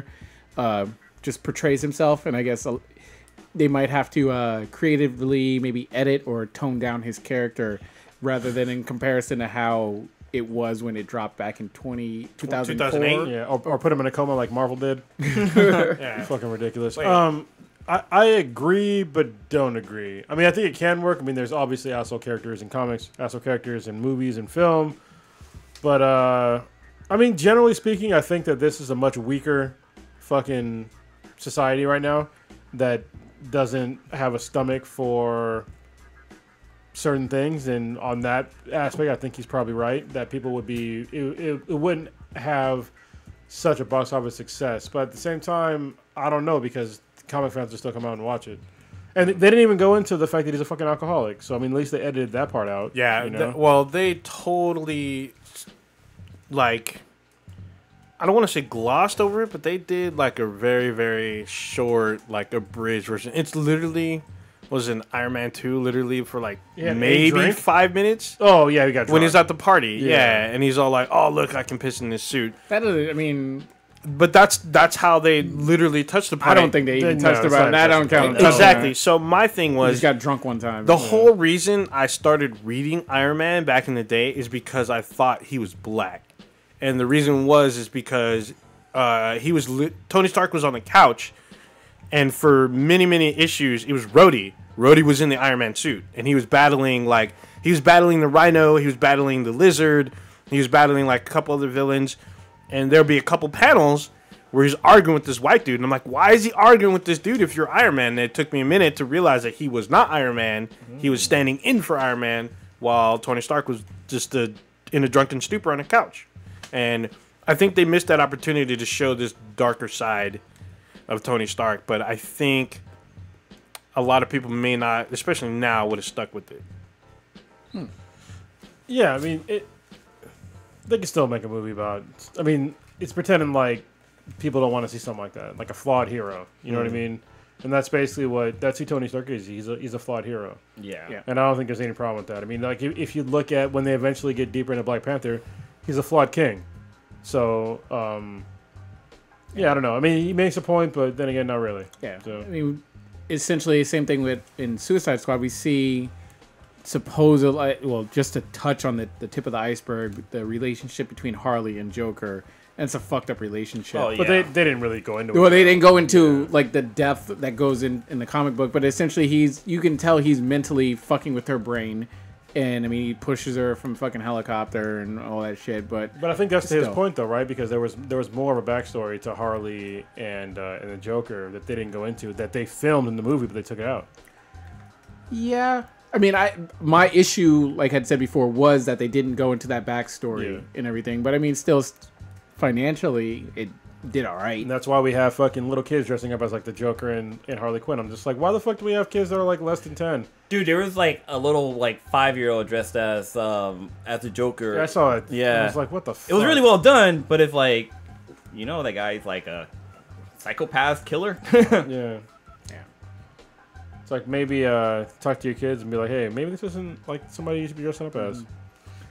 But, then also staying in the Marvel universe, I know what I did with Jessica Jones, but I guess our sort of summary and thoughts on the Jessica Jones season 2 series. It's been out for what 2 or 3 weeks about, so it's fair time. We can take the spoiler warning off. Let people know what we think about certain episodes and plot lines and everything. So if you have not seen Jessica Jones, you might want to fast forward a little bit, but it's been out for a while, so apologies, sorry, not sorry. But we're going to talk about some of the stuff that goes on in Jessica Jones. Yeah, because I want to get your take on it. So give me your take on the show. And I'm going to walk on. I didn't enjoy it as much as, nearly as much as I enjoyed season 1. Season 1 hit me by surprise, and I fell in love with it. I mean, it was up there ranking in terms of my top Marvel Netflix series. I love season 1. I didn't really know too much about Jessica going in. I knew sort of the baseline story, but watching that, I remember how I felt watching that first episode of Jessica Jones season 1, where I'm sort of watching everything play out. Okay, she's a detective, this, that, she likes to get drunk, etc., etc. But then at that end part of episode 1, where the lady just pulls out a gun and just shoots herself in the head, I was like, oh shit. This is going to get dark. This is going to get dark, really twisted, and I don't know where we're going to end up.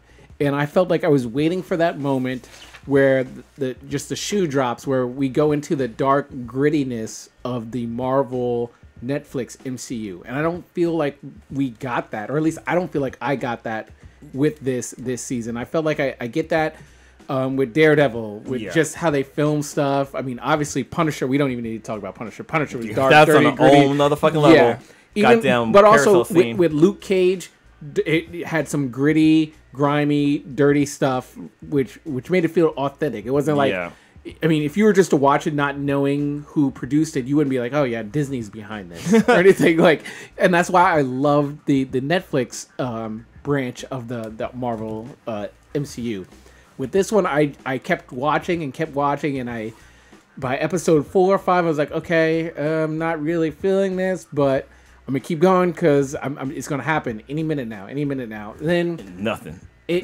Stuff did happen, but it was not on the level where I felt like it was worth what I was watching for. Like we talk about spoilers, but we learned pretty much her backstory in terms of what happened with her parents, the accident, the testing, and everything. And I mean, we get an origin. Do we get an origin story? I think we kind of get the shapings of an origin story, and I'm not really happy about that. Like, I want to progress forward along this path, not go backwards. Well, let's remember, especially for how exciting season 1 was, at least for me. So with Jessica Jones, in season 1 and in the Defenders, we have no idea how she came to be. And with Luke Cage, we had a whole episode. Yes, we do. She talks about it. Yeah, but we don't see it. Well, no, but she talks about it. Unless you didn't see Daredevil or Luke Cage getting made.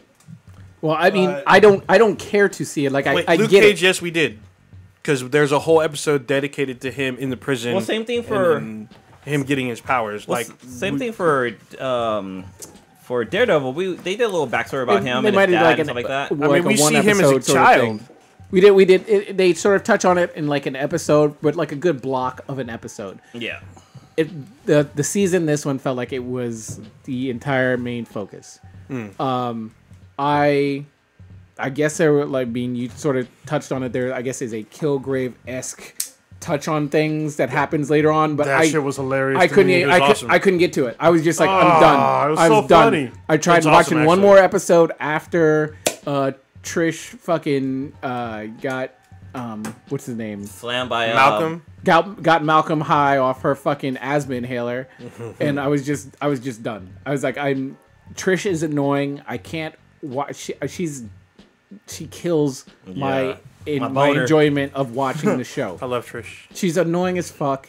She's whiny. She's just like You know what? She did kill my boner because it went from the scene where Hogargan is where she's like she's a beer now. Yeah, she's a beer now.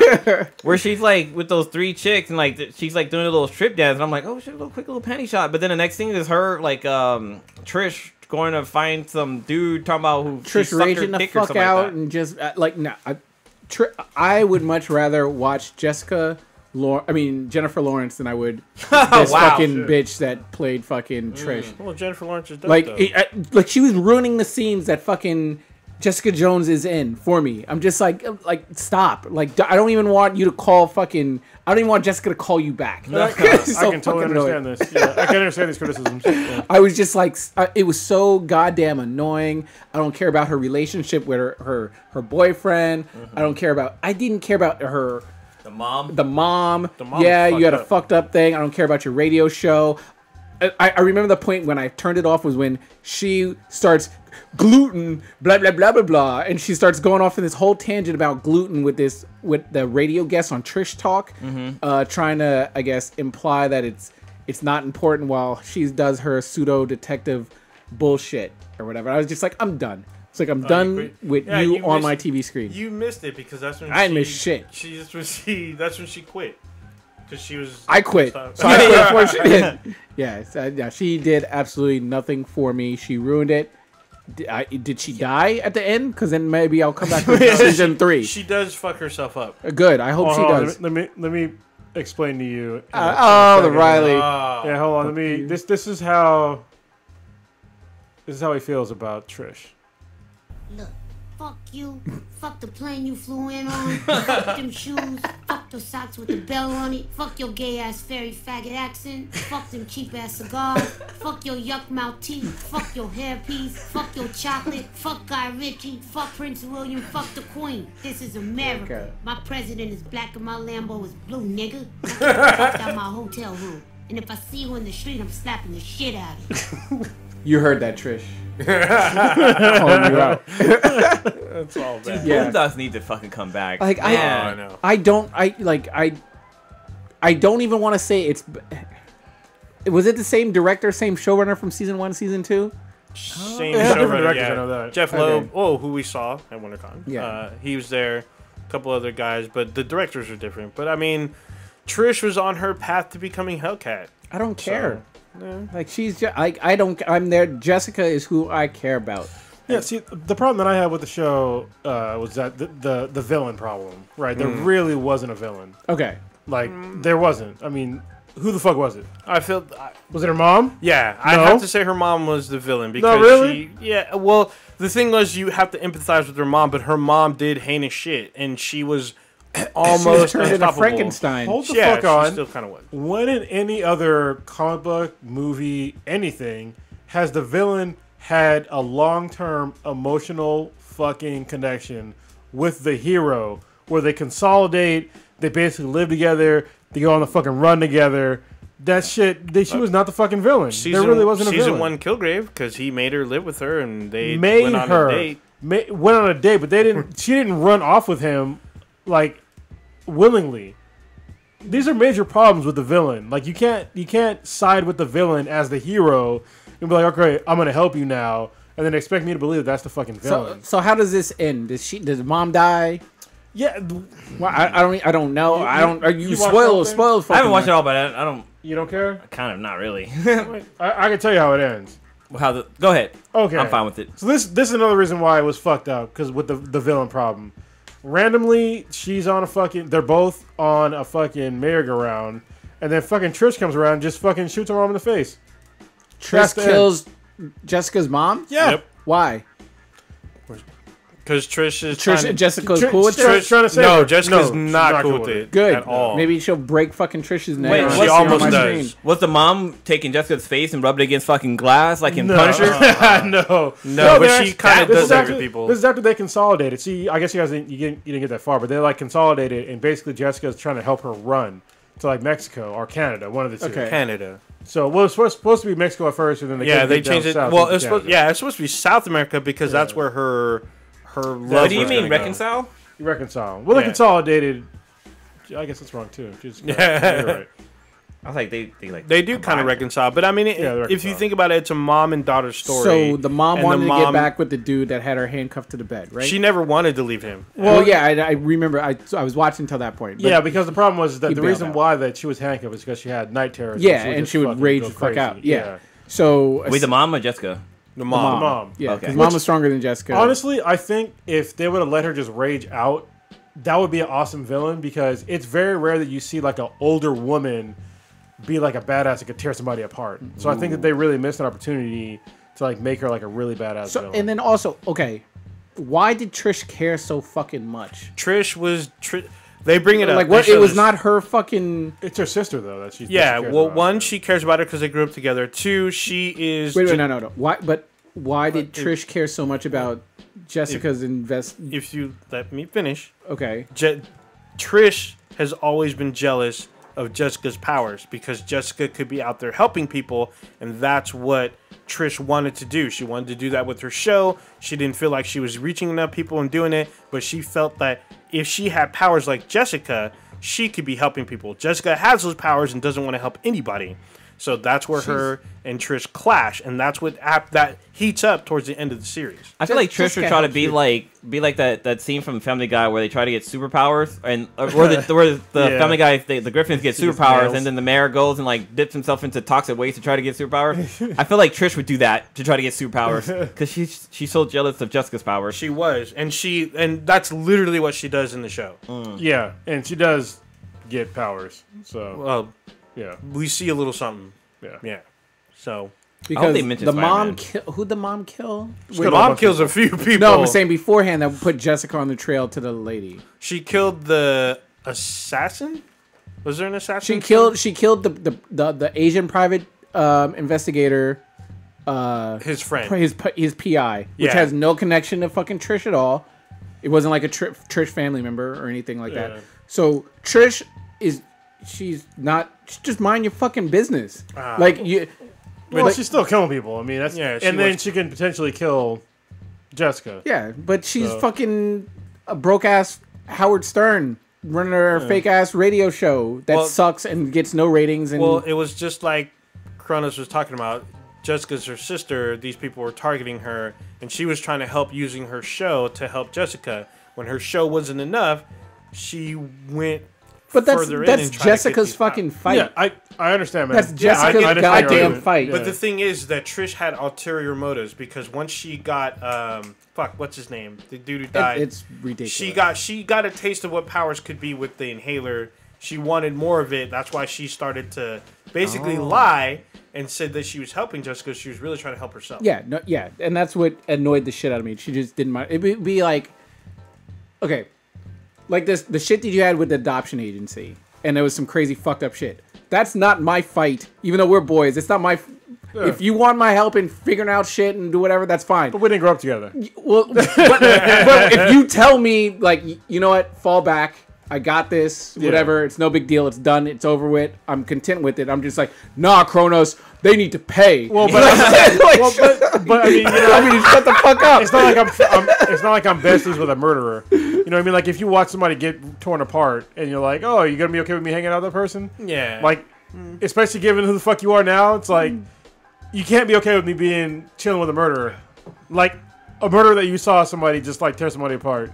Wait, so does Trish know that it's her mom? Yeah. She does. So fall the fuck back, fall even further back. Well, no, that's why she's trying to like that's get her why to she- like leave her mom. That's That, and the then whole she thing. also wants to get powers. But Trish has a fucked up mom also. Oh, yeah. Oh, So yeah. why Kill the fuck? somebody. So Yeah. why is she the Having her daughter fucking? sucking dick at 16. How is she the moral pillar for how a mother or daughter relationship should be? She'd be like, nah, that's a wrong relationship. Your mom needs to be better.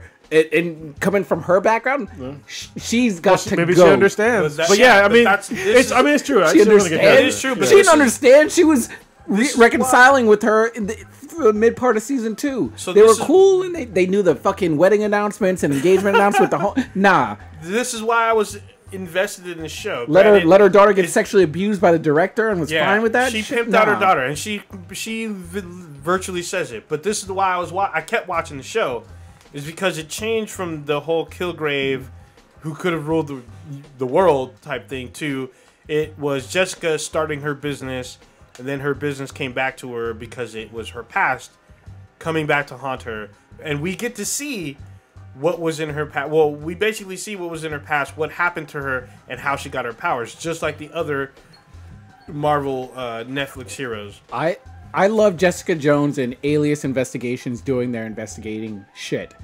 The Jessica Jones back storyline, like that train is gone and sailed for me. Season 1, they did a fine enough job telling me what happened. There's some question marks. Okay, I understand. She doesn't know everything. That's fine and dandy. Let's keep it moving. I enjoy her doing detective shit. Even like we talked about during our first sort of pre-talk about it, in terms of how this is more of a detective season than an actual superhero show. I'm fine with that. But I don't care about her detecting into her backstory, into her origin story. That's kind of like, that train and sailboat's gone for me. I wanted her to sort of go down a new path. Maybe she can investigate what was going on with Kingpin. I need more Kingpin in my life. Yeah, I think they're gonna try to keep Kingpin mostly with. They need to. He's been gone for a while. He's been, yeah, but I think they're gonna keep him with Daredevil. Or even find mostly. she should have been investigating Kingpin's girlfriend. She should That's have, been a but- good thing. We haven't seen her since she was waiting by the helicopter. But if you think about it, I I thought mean, she was dead. It's hard to, yeah. she was dead? No. She bailed him out, I thought. I thought she was supposed to take... I thought she Reigns. died and like he went fucking crazy because of that. I don't. I don't remember. I could be mixing fucking stories up. True, but following Kilgrave as a villain is hard. Is a hard act, tough act to follow. Why? So I you mean, don't have enough reference how material. you You gonna- can't you can't pull another awesome ass course they villain could. from all your You probably Marvel could, lore. but I mean, You don't really, got enough money. Who's gonna? Of course they got money, but who's gonna? Who's gonna Why is it compare? hard? Why is it hard? Who's gonna? How are you gonna top? How are you gonna top Kilgrave? You're telling me that they could not have found another another interesting villain. I'm asking you. Well, how this do is you what think they could have? this was K-Mac's argument, and I'm just like, okay, I understand that you had a strong villain before, but you can't come out with basically no villain in the next season. Yeah. Like that's unacceptable. Well, they could have done from what you guys are telling me, they could have done like something cool with the mom, especially with her like being fucking like crazy, The powerful mom and one? shit. they the- definitely had an opportunity. The mom goes into rage mode. I mean, she literally like rips people with her bare hands. but she's her friend. Like in the long run, like they reconcile Yeah. and they decide to like be in each other's lives, and then she gets on the face. Yeah. So, They make yeah. these average characters seem amazing. Like before Kilgrave, no one really cared, but now Kilgrave's the shit. Even with Jigsaw, essentially with Punisher, you learned about that backstory, and you're like, dude, that was fucking great. The way they told the story and explained it and broke it down, awesome. This just they didn't even try to touch it or address it. Punisher raised the bar for Netflix Marvel TV series because that shit was like it was great from beginning to end. Like there was no like horrible cuts or episodes or like even all the fight scenes were really cool. But then it ended fucking strong. Like we got like the main villain you learn becomes like a bigger villain like later on. It would be It's like kinda cool. if the next season of Daredevil, it was all about Froggy trying to find out the mob people that got his Daredevil's dad killed. Like I don't really care. Like let's keep it moving. How are you gonna go take 3 steps backwards? yeah. So that's Stitch's thoughts on Jessica Jones season 2. Trash. I guess me and Kronos are the only two who finished it. No, I mean it's all good. Like I said, like even though I said I like the show, when somebody says they don't like it, I totally fucking understand. Yeah. I totally understand. I was trying to play devil's advocate, but I enjoyed it, but nowhere near as much as season 1. Not even close. But I still thought it was still a positive step. Not a huge step, but Kristen Ryder's still hot though. Kristen Ritter. Yeah. Oh, she's going to be at Silicon Valley Comic Even Con. though she has a vampire tan. So what's the next Marvel? Luke Cage. It's Luke June Cage next. 22nd, I believe. Okay, good. And then possibly later on this year will be Daredevil season 3. So I've heard, like in the fall. Not 100% on that. Fact checked on that, but next one will be. You Luke got to Cage. fact check. You can't ask that. What the fuck is wrong with you? I can't remember. Just throwing shit out there. But no, Luke Cage will be in June. All right. I'm trying to see if she's really going to be there. So this next episode of the podcast is going to be brought to you by GameFly. GameFly is better than Netflix. That's right. I keep saying it pretty much every week. Turn the speaker up in your other headset. week. Yeah. Better than Netflix. Better than Netflix. Basically, what they do is it's a monthly subscription service where you get a game, you make a list of games, and then they send you the game that's on your list. And when you're done playing it, you send it to them, and they send you back the next game that's on your list. It's pretty epic. There's never any late fees as long as you're obviously up to date with your subscription service. And they have pretty much every game that you want to play. It's over 8,000 new and used games for the current generation and the last generation. There's a bunch of games that are coming up or are out right now that are dope. We're going to talk about this extensively in a couple of minutes. Yes. Is Far Cry 5. Because that came out yesterday, even though I got it 2 days ago. Same. Yeah, you got it for like the 9 o'clock release. Yeah. That game's gonna be dope. Another game that's coming up that I'm looking forward to playing is God of War. Burnout Paradise came out earlier this month. I'm probably gonna get that on the PS4 because it's basically an orgy of trophies. So if y'all didn't know, I talked about it before, but you start the car, you get a trophy. I'm just saying, there's plenty of trophies in that game if you need to get your trophy count up. Monster Hunter World, which is the game for GameFly, because I personally don't like that game, but if you might want to try it, this is perfect because if you like it, keep playing it. If you don't, just send it right back. And if you like it a lot and say you're playing it for more than your month or whatever, and you want to buy the game, you can. And you could buy the game for, I think it's like a discounted rate if you just want to keep it. And they send you the box art and all that stuff. Other games that are pretty cool besides Far Cry 5, which we're going to talk about, is, in my opinion, I guess South Park: A Fractured But Whole is cool. Destiny 2, which is kind of old, was sort of cool. Another game that'd be great for GameFly would be Mass Effect Andromeda, even though it came out basically last year. But it's actually, you can buy it used right now for like $15 on GameFly. So same thing with Destiny 2 and South Park: Fractured But Whole, and actually Battlefield 1. Yeah. MLB The Show also came out for those that sports fans or whatever. That came out. Baseball starts tomorrow, so it's a fun, awesome game in case you want to pick that up or play it for as long as you get tired of it. Baseball's a long season, so if you don't want to play 162 games worth of it, just want to sort of play your baseball video game while the season starts, and then let's say in a month you'd be like, oh shit, why'd I spend $60 on it? You don't have to do that with GameFly, and you can get it at a discounted rate because if you go to gameflyoffer.com/BTI, you will get your first month of subscription service on us. That's right. You will get basically a free game for a month on us. Like, you can't beat that. You get to play a game for free. Once again, that is gameflyoffer.com/BTI with the promo code. There's no promo code. No. /BTI. Yes. It's pretty epic. And they also have current movies, like, what was it? Star Wars The Last Jedi came out, like, yesterday. So... And if you don't have a console, they still got you covered because you can stream things through your Samsung TV, your LG TV, your Fire TV, and a bunch of other services. So, yeah, pretty epic. Anyway, now, on with Far Cry 5. Yes. On to Montana. Before you go over that, I was going to talk about real quick about the Raspberry Pi. I got to remember to download Mutant League because Mutant League is a fun-ass fucking game. Football and that. Yeah, I remember those. They didn't bring that fucking... baseball They game. brought it back, but it's not back. Yeah, it wasn't that It's on great. PC or whatever. Yeah. Okay, now with Far Cry. So Far Cry 5. I want to say I'm semi late to the Far Cry party because my first one was 3. That's almost... I mean, my first one was 1, but it was basically like a tech demo. In my opinion, it wasn't that great. Okay. So, yeah. Okay, so I guess I wasn't really missing too much. But Far Cry 3 was amazingly fun. I thoroughly enjoyed it. Played 4, thoroughly enjoyed it. Primal, I didn't play too much. I love that game. Because I was just in the process of moving out here, so I didn't get a chance to fully play it. But the little bit I did, I thoroughly enjoyed it. And now Far Cry 5. Essentially, just to touch on the story without spoiling everything going on. You're in Montana, this county called Hope County, Montana. And there's this cult leader. It's sort of for me, it cracks me up because I just finished watching that whole Waco miniseries that was going on, that 7-part episode. So essentially, you are part of this U.S. Marshals sort of task force, kind of, where you're trying to get this religious zealot out of Montana because there's a warrant for his arrest. So you fly in, land on his property, say, hey, you're coming with us. You're in completely hostile territory. You just go in with you and I think it's like 3 other people on this helicopter, and you just land in the middle of their fucking crazy heavy militia compound. You're just like, all right, we got a warrant. Here's the paperwork. You're coming with us, head leader, dude.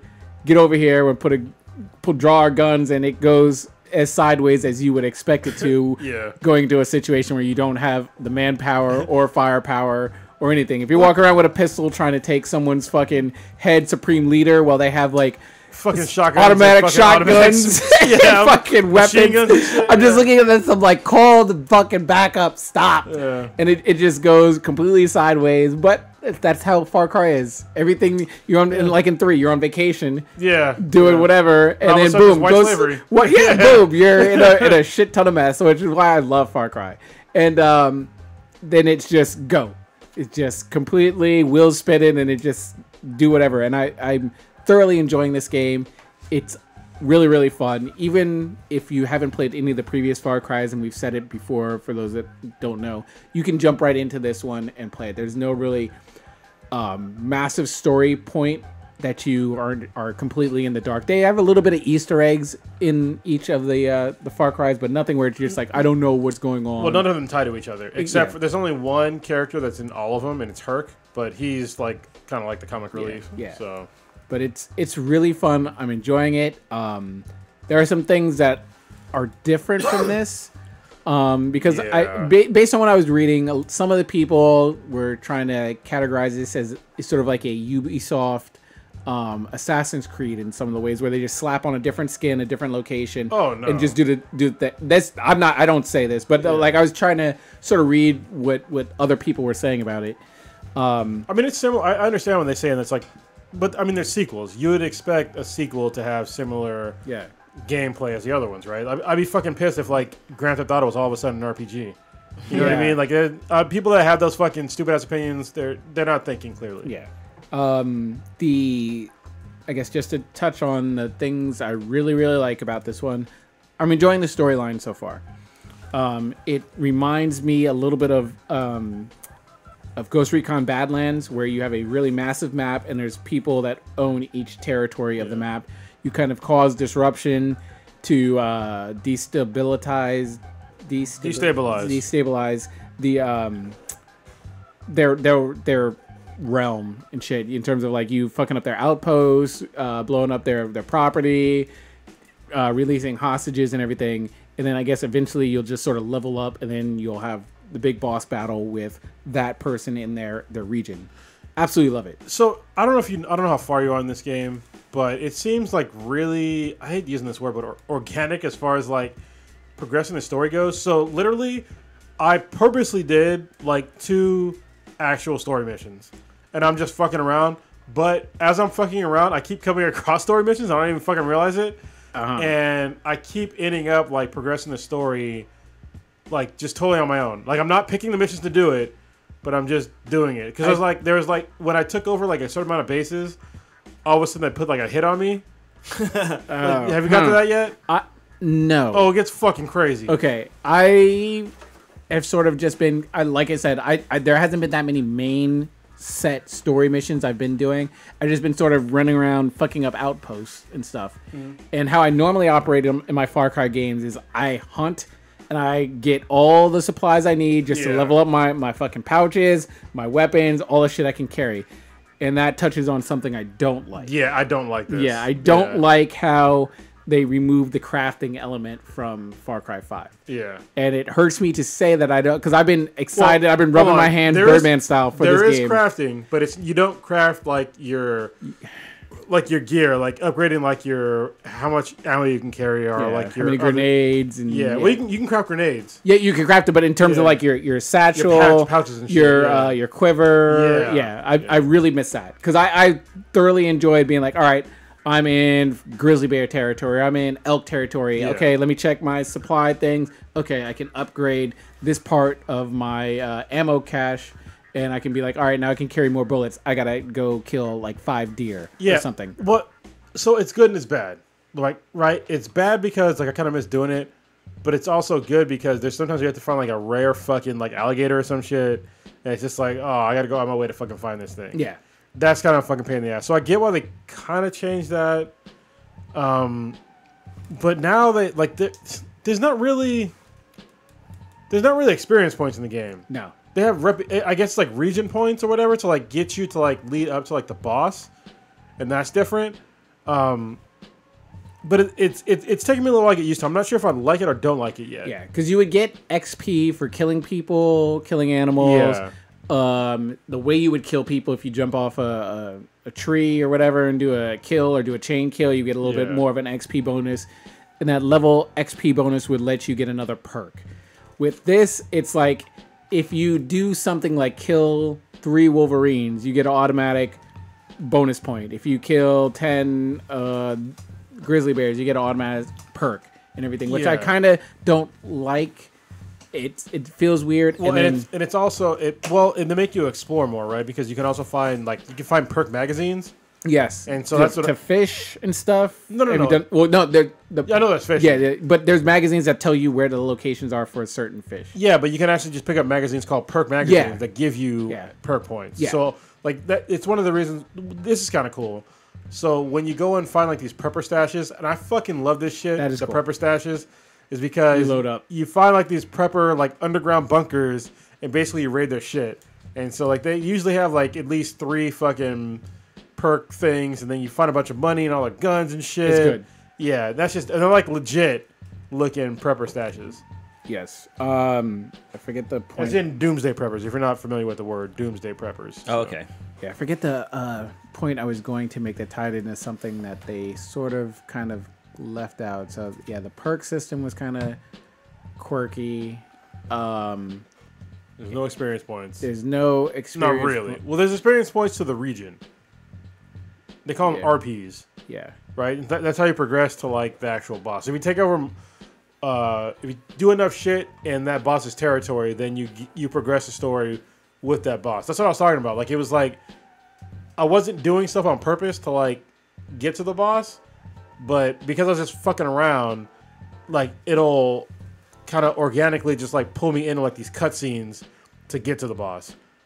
Like when they put a hit squad on you, like you're pretty fucked. What family member are you going after right now? One of the brothers. Okay, I went after the sister. Oh, okay. And the sister one has got a lot of crazy shit going on. So I'm curious to what goes on in the other ones because there's a lot of the hallucinating shit. You hallucinate a lot in that one. I have. Well, the guy that I'm on, he hits me with that bliss shit a lot. Okay, yeah. So, but I that whole area yeah. is full of bliss. Yeah. So like you'll be hunting an animal and it'll be a deer and you shoot it and it becomes a bear or whatever. So there's a lot of crazy shit.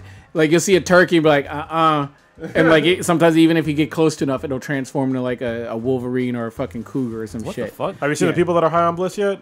Yes, those Holy zombie things. Yeah. Yes, that whole east region is full of them. Oh, I just had to get out of a fucking bunker that's full of. Oh, I was like, it's oh, trippy shit. as fuck. Yeah, because you got to double kill everything. Oh, yeah. So wait. So you're high when these animals start transforming, or are they be transforming in the game? That like, whole naturally? area, it's almost like it's like a poppy area. I guess that's how they're kind of making it. It's like these like white flowers. I don't know. Oh, but they get you high.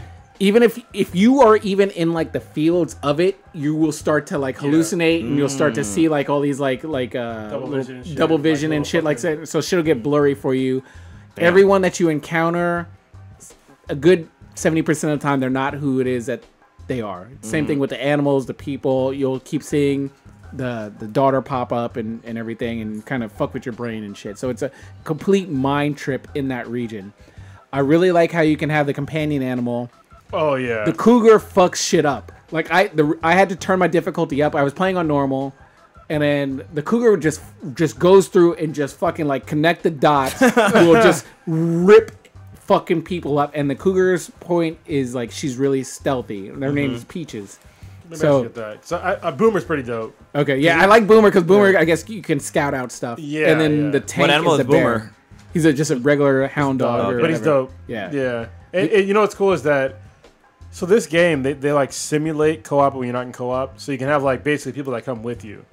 And so the animals are one of them. And so the animals can actually revive. At least Boomer can revive. Yeah. The cougar will come and will lick you or whatever. Yeah. If the cougar's around and not getting fucked up or whatever. That's cool. There's a good chance the cougar will come up, try to revive you as long because they'll try to fuck up the cougar and stuff like that. So it's really cool. But you can heal the cougar too, right? Like Yeah, the cougar will go down and you gotta heal the cougar. I like how you give Boomer belly rubs and he comes back. Yeah, that's kind of sort of how you do with Peaches and everything. That's funny. Yeah, but it's the map's really, really huge. Environment's nice. Graphics are awesome. I like the storyline. The graphics for me were not that. I mean, they're good, but Assassin's Creed. No. Yeah, you can't. You're talking about there's different levels. Yeah. Not on some Assassin's Creed level kind of stuff. But it's really enjoyable. Even the customization stuff, like the outfits and shirts you can put on the person. Yeah. They have a lot of Easter eggs that you can put on like a Watch Dogs 2 shirt. It's the first time ever you can customize your own character. Yeah. Is Lilo playing? She actually wants to play this, which normally she doesn't play anything with first person view. But she's like, I actually think about playing it. I was like, you ain't gonna be playing it while I'm playing it. Well, like she takes like what hours to like customize her character. Even with her, it'll take her like 5 minutes. Yeah, because you don't really see can't- yourself. It's only if like someone else is co-oping with you, then they can see what your character sort of looks It's like, are you a dude or a girl? Or I'm sorry, you're a dude. Yeah, dude or a girl, whatever. What's your skin tone? What's your haircut? What's your clothes? That's it. Oh, okay. Yeah. They don't go into like, oh, is your eyes this far apart or this Nope. far apart? No, it's not. Thick Yeah, or thin. Not overly crazy like that. But game's really, really fun. It's so many side missions just keep popping up. I'm just trying to like knock out outposts and stuff. Then I got every outpost. I got 4 people trying to do me favor missions and shit like that. I'm like, God damn it! But it's how you just destabilize the region. You have a plane yet? No, I bought a helicopter and then I didn't buy. I didn't buy any vehicles yet, but I have some badass vehicles. Okay. Yeah. So- I hold on. I have a fucking plane that has machine guns and can drop bombs. The once you progress, sort of, because once you start fucking up shit in their region, they sort of enact these measures, and so I'm at the point where in what's her name, Bliss's area, these planes will fly by just randomly, and they will fuck up my whole like stealthy outpost shit. Because like I'll be on a roof trying to scout shit out, and I'm vroom, and it happens like within like 3 seconds. So it's like you can't really hop off the roof and go in a house. It's just like a plane doing a flyby, and they see They you. happen to look up. They fucking call it out or whatever, and then all of a sudden everyone in there in the outpost damn. is fucking up. Like it's different with a helicopter because I you got can a hear dude it for coming. that.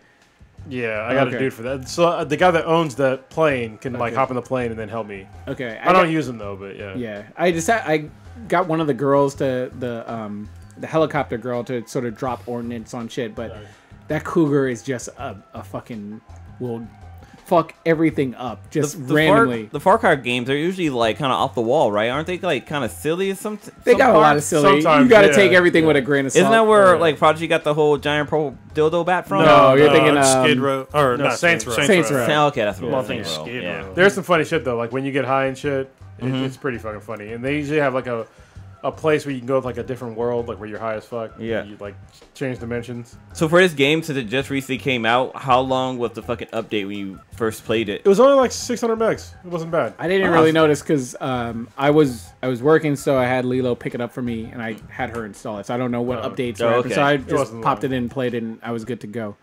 The arcade portion of it. You haven't played it yet, and that's what I was going to talk about. It's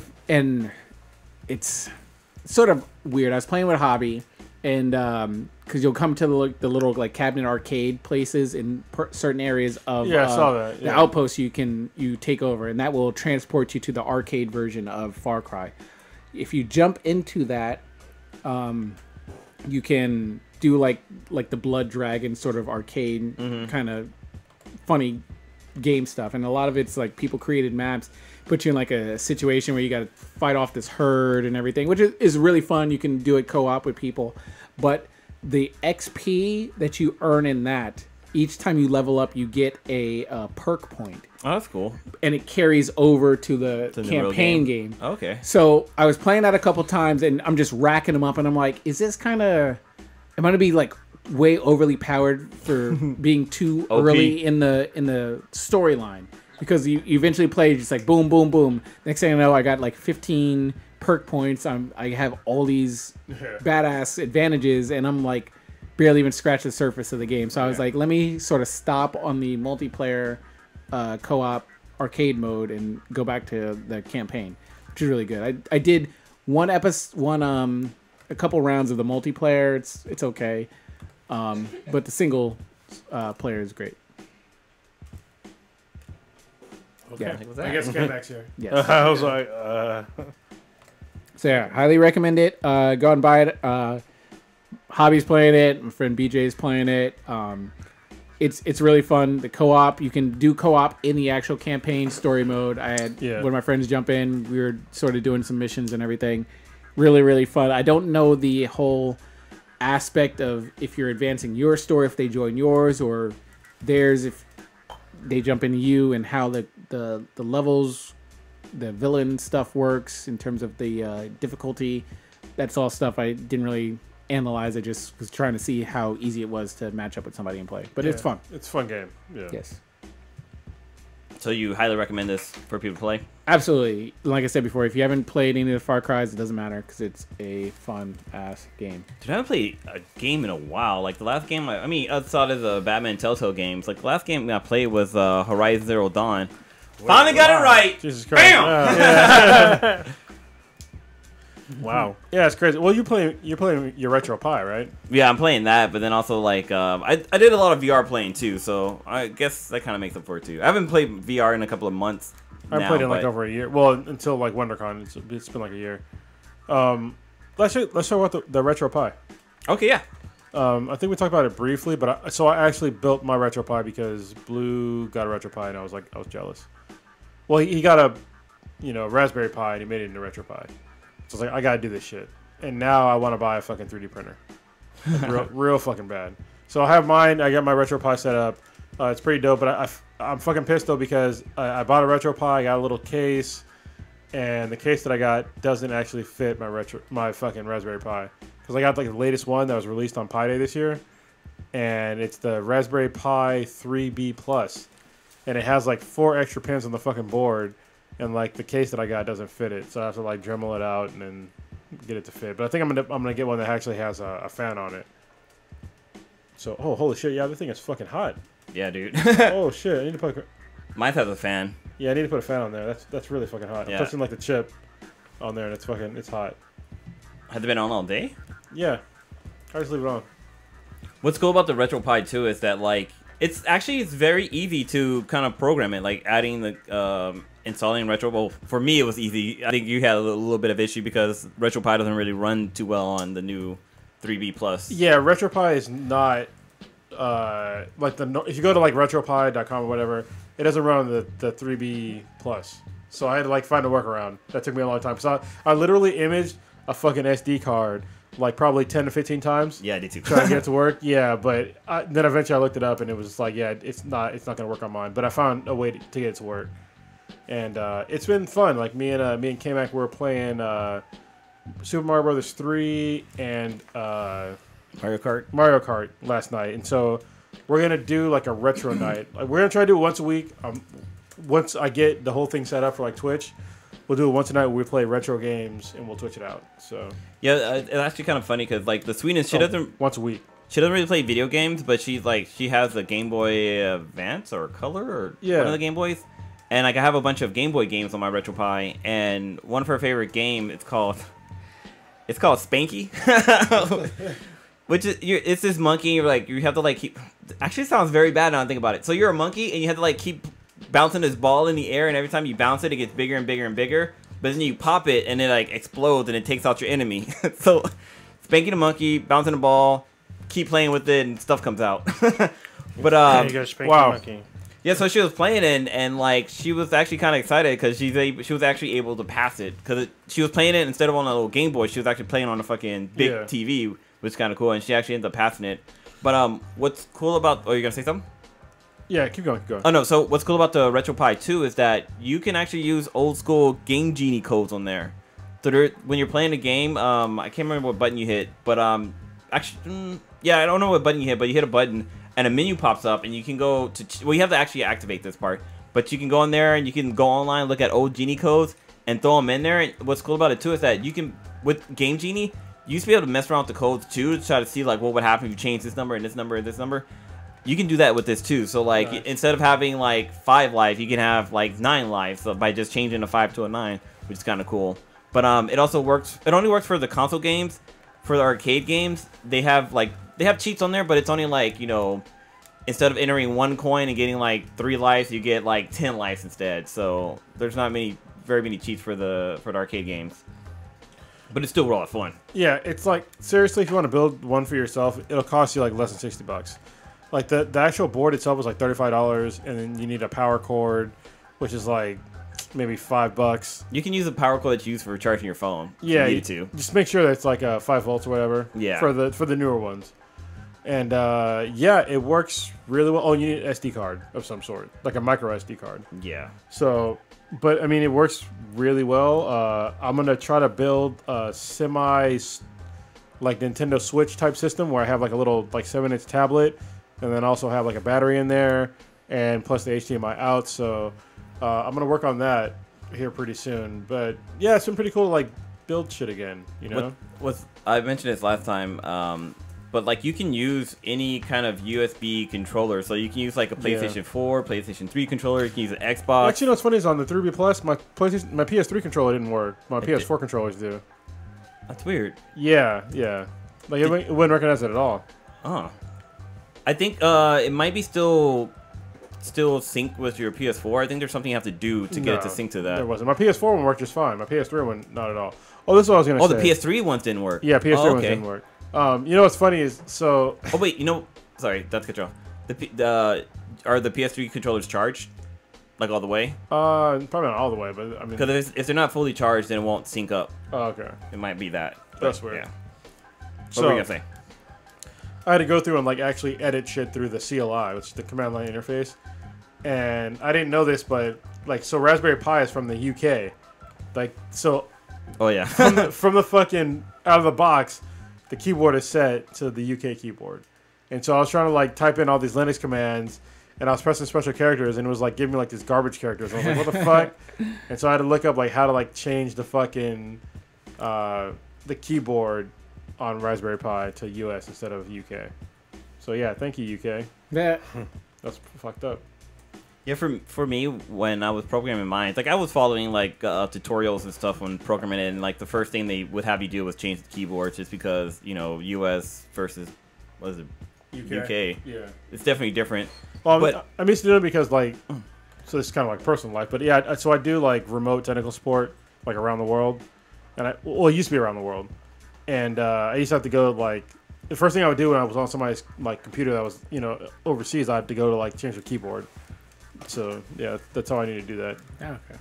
So for me, like I decided to buy a keyboard, so I bought this cute little USB wireless keyboard. Oh, nice. Yeah. And it's kind of cool because you can use it like on your PS4s for typing and stuff like that. But I kind of wish it was Bluetooth because because they have a Bluetooth version, but you can sync it up with Fire TV and be able to use it that way. But like, I use my phone for when I want to do that. What's cool is I use this as a game controller too because it has like all the buttons, but I just have to program the buttons to actually be a controller, which is kind of cool. But like, it also has like a little touchpad in the middle too, so I can actually move it around. So for my Raspberry Pi, I have RetroPie installed on one flash card, or yeah, that's right, flash card, and then SD card. And then I have another SD card, a smaller one. It's like maybe 16 gigs, and I have the actual OS, the operating system for. What's it called? Raspbian? Yeah, Raspbian. So I have that on there. But what's cool about Raspbian is that part of their OS, they actually have Kodi on there too. I mean, RetroPie has Kodi too as well. But the operating system for Raspbian is kind of cool because it's basically like a basic computer like you get a browser, Basic Linux. yeah, and you have like you can do like Word. They have like a version of Word on there, Excel, stuff like that. But it's like bare bone minimum, which is kind of cool. So if you have like a kid that wants a computer and you can't really afford one, bam, $35. You can watch YouTube videos. Like you can go online and watch YouTube videos and like do all this different. You can go on Facebook, stuff like that. So it's the basic bare bone minimum for a computer. So if you're wondering what it looks like, actually it's sitting right here. It looks like a circuit board. Well, it's fucking. Mine is actually on right now. So there we go. This is my Raspberry Pi. If y'all can see this. Oh, and it's plugged in. So yeah. So did it come with the case, or you have to No, buy you the have to buy case? it You buy a separate. case separately. Yeah, that's what I thought. So the case I have is if a you clear touch one. the actual chip, it's hot as fuck right now. So Damn. Yeah, so the one I got, it came with heat sinks? So, or it came with 3 of them. So it comes with one that goes on the chip, I'm gonna show you. and then one that goes on to these other chips on here. Down? Oh. I'm gonna shut it down because it's like it's hot. I need to get a fucking fan for it. Oh shit, my shit's kind of cracked here. My case. Oh really? Yeah, oh, it's fucking plastic. I'm actually not surprised it didn't crack already, but yeah, mine has a fan on there too because it doesn't get too hot, but it does get kind of hot. Shit. Oh, He was playing a game. Shit, no wonder it's hot. Yeah, yeah, he Yeah, been I was running like, through he's demos just this and running. running. Yeah. No, it's all demo play. Now he's gonna start What game playing. is this? This is I fucking played dope. this. Oh. Yeah, that's what it is. Battle Grand Prix. Free? Yes. It's an anime This waifu. is the first controller. That's awesome. That's crazy. Oh, so he's gonna start playing. No, I'm not gonna start playing. Is it on? It's on, but it's not working. I think it's just like tripping out. Oh shit. Oh. Oh. Yeah, that's Oh, it. the controller all the way in. You gotta stick it all the way in there. Stick it all deep inside. All right. While he's doing that. Dude, one day we gotta compare our games and see like which ones we have and which one we don't have and try to swap them out. Cause there's a few companies out there now that are selling Raspberry Pi with RetroPie on there for like $100, but it's like you could do it for yourself a whole lot cheaper. It's just that they probably have more not stable games, but they probably have like games that are known to work on the console or on the Raspberry Pi. Because when it comes to the arcade games, a lot of them don't work, which is weird. But I thought it fucked up there for a second. No, it's not like it's not stopped. I can just fucking unplug it.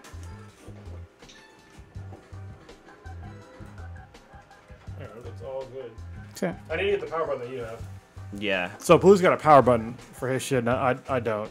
I have to just like unplug it. Yeah, like my case came with everything I needed for like it came with the power cable, the fan, the case. Did you go through a Canikit? I went to Amazon. Oh, okay.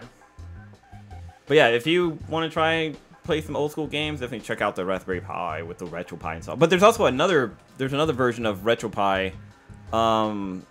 It's not RetroPie. It's like another like same similar thing as RetroPie, and I can't think of what it's called because one of my friends has it on theirs. Let me see what it's called. But that one's a little bit more simpler as far as like customizing versus the RetroPie. The RetroPie is a little bit more difficult. Yeah. But let me see what it's called. Well, if you have questions about like the RetroPie, or me and Blue can help you. So if you message us on wherever, email, fucking Twitter, DMs, whatever. Oh, the other one's called Recall Box. Oh, okay. Yeah. Yeah, we can help you out with like the RetroPie stuff. The other yeah. stuff, not so much. Not yet. I mean, I'll learn more later. But I definitely made a lot of mistakes setting up my RetroPie, so I could probably help you out with setting yours up. So yeah, they're a lot of fun and it's cheap. Like if you have kids, it's a cheap little computer if you want to have them play it. So one thing I want to do is I'll probably buy another one and have it just mainly in my car because my car plays DVDs and it also has a flash drive in there where you can play movies off of a flash drive, but they have to be like formatted for DivX. It has to be in that formatting. Yeah, which is hella old. And converting a goddamn movie to DivX is ridiculous. It took maybe twice as long as the movie length is. Like it's like why even fucking do it? But what I could do is I can put that movie onto a flash drive and stick it into my my RetroPie, and using Kodi I can watch it through Kodi in any kind of format that I've downloaded that or I've ripped it off of DVD onto. But yeah, having that and then having it just plugged into my entertainment system and just using like a keyboard or something to get around is pretty fucking cool. Yeah. All right, well, hey, I think we should wrap it up. All right. Yeah. Wrap it up. Somebody Take a shot. So, Blue, what you got going on? I am going to go see motherfucking Ready Player One on Friday at 4 o'clock at the AMC in Newark. Please don't fucking blow it up because I really want to watch the movie. Should be giving out my location and time and shit. I know, you fucked up Newark, New already. Jersey. No, yeah. Newark, New There you go. Jersey. There you go. I said Newark, New York. Yeah, you know my pronunciations are all bad. But the Sweetness is off this weekend, and she wants to try. So for her bachelorette party, she wanted to do like something crazy, and she wanted to rent like a fancy ass like house through Airbnb, and then rent like an exotic car to like drive around to say she did it. So I'm like, well, Good why don't we God. just do that this weekend? Sounds like a great way to wreck a Ferrari drunk. But I'm like, well, you know, there's actually a lot of rental car companies. They'll have like exotic cars. Like I told her the story about Cronus and I when I went to go visit him down in San Diego. We rented exotic cars. He had the Nissan Z, the 370Z, right? Yeah. And I rented a Corvette, Corvette, yeah. and that shit was fucking dope. And it's like, I think it was like $300 a day or something like that. I remember it was funny because he rented the Corvette and he got a fucking flat tire, but it's on run flats, right? Yeah. And so he got back to my place and he was calling Hertz. He was like, "Yeah, it's got a flat tire, but there's no spare tire in the car." And remember this lady tried to tell him that every Hertz car has a spare tire. Yeah. And we're like, "No, it doesn't. It's a fucking Corvette." And so they had to eventually they send out a tow truck to tow it. But I was just like, this chick tried to argue with us. They sent out 2 tow trucks. The first tow truck came out, or I think, did they send out 2? Oh yeah, because the first Yeah. one was Was to replace the Yeah, there was a change the tire. The first guy was gonna come out and change the tire. He's like, and he gets there, he's like, "You have a Corvette? This car has run flats. There's no fucking spare in this car." And he like looked to see. He's like, "Yeah, there's no spare." So he had to call for a flatbed to come out and tow the I car would away. have called that bitch up and be like, "Here, a tow truck driver wants to talk to you." Yeah. But what was cool about it though is that like we only had the car for like a couple of hours. Hertz waived the fee, like they didn't have to pay for the rental, which is kind of cool. Nice. But yeah, so the Sweetness wanted to do that, so we were looking into renting a car for like a day. But the shitty thing about it is that it costs $300 a day for 24 hours, but you only can put 100 miles on there. Every mile after that is $1. Yeah, it sucks. And if we get it from SFO and we decide to bring it home and then take it back, that's already that's 100 miles. That's a whole fucking day. right there, pretty much. That sucks. But yeah, we did check out that company too because it's Sportiva. They do Sportiva, yeah. There's they a have place like true exotics. In I always see when I go to Stone Ridge Mall, and you can rent them by like the hours and stuff. And they had like a Skyline out there. They had a bunch of other like exotic. They had some sort of Ferrari and like a different type of Porsche and everything, but you can rent out there, and it's for like by the hour, so you don't need to rent it for like the entire day. I don't know what the deposit is on it or anything, but I did notice that. Yeah, this place you can rent Sportiva. You can rent ridiculous shit. Yeah, but like I was like, we should try to get the McLaren, and I looked at the price, $1,600 a day to rent that, plus like $200 in taxes and shit. Well, I mean, it's a $200,000 car. I know, but damn, if I was rich, like if I won the lottery, I guess if I won the lottery, I'd just buy one. Oh, this is a track edition. I was like, why is it so expensive? I was looking at a Viper, but it's a track edition.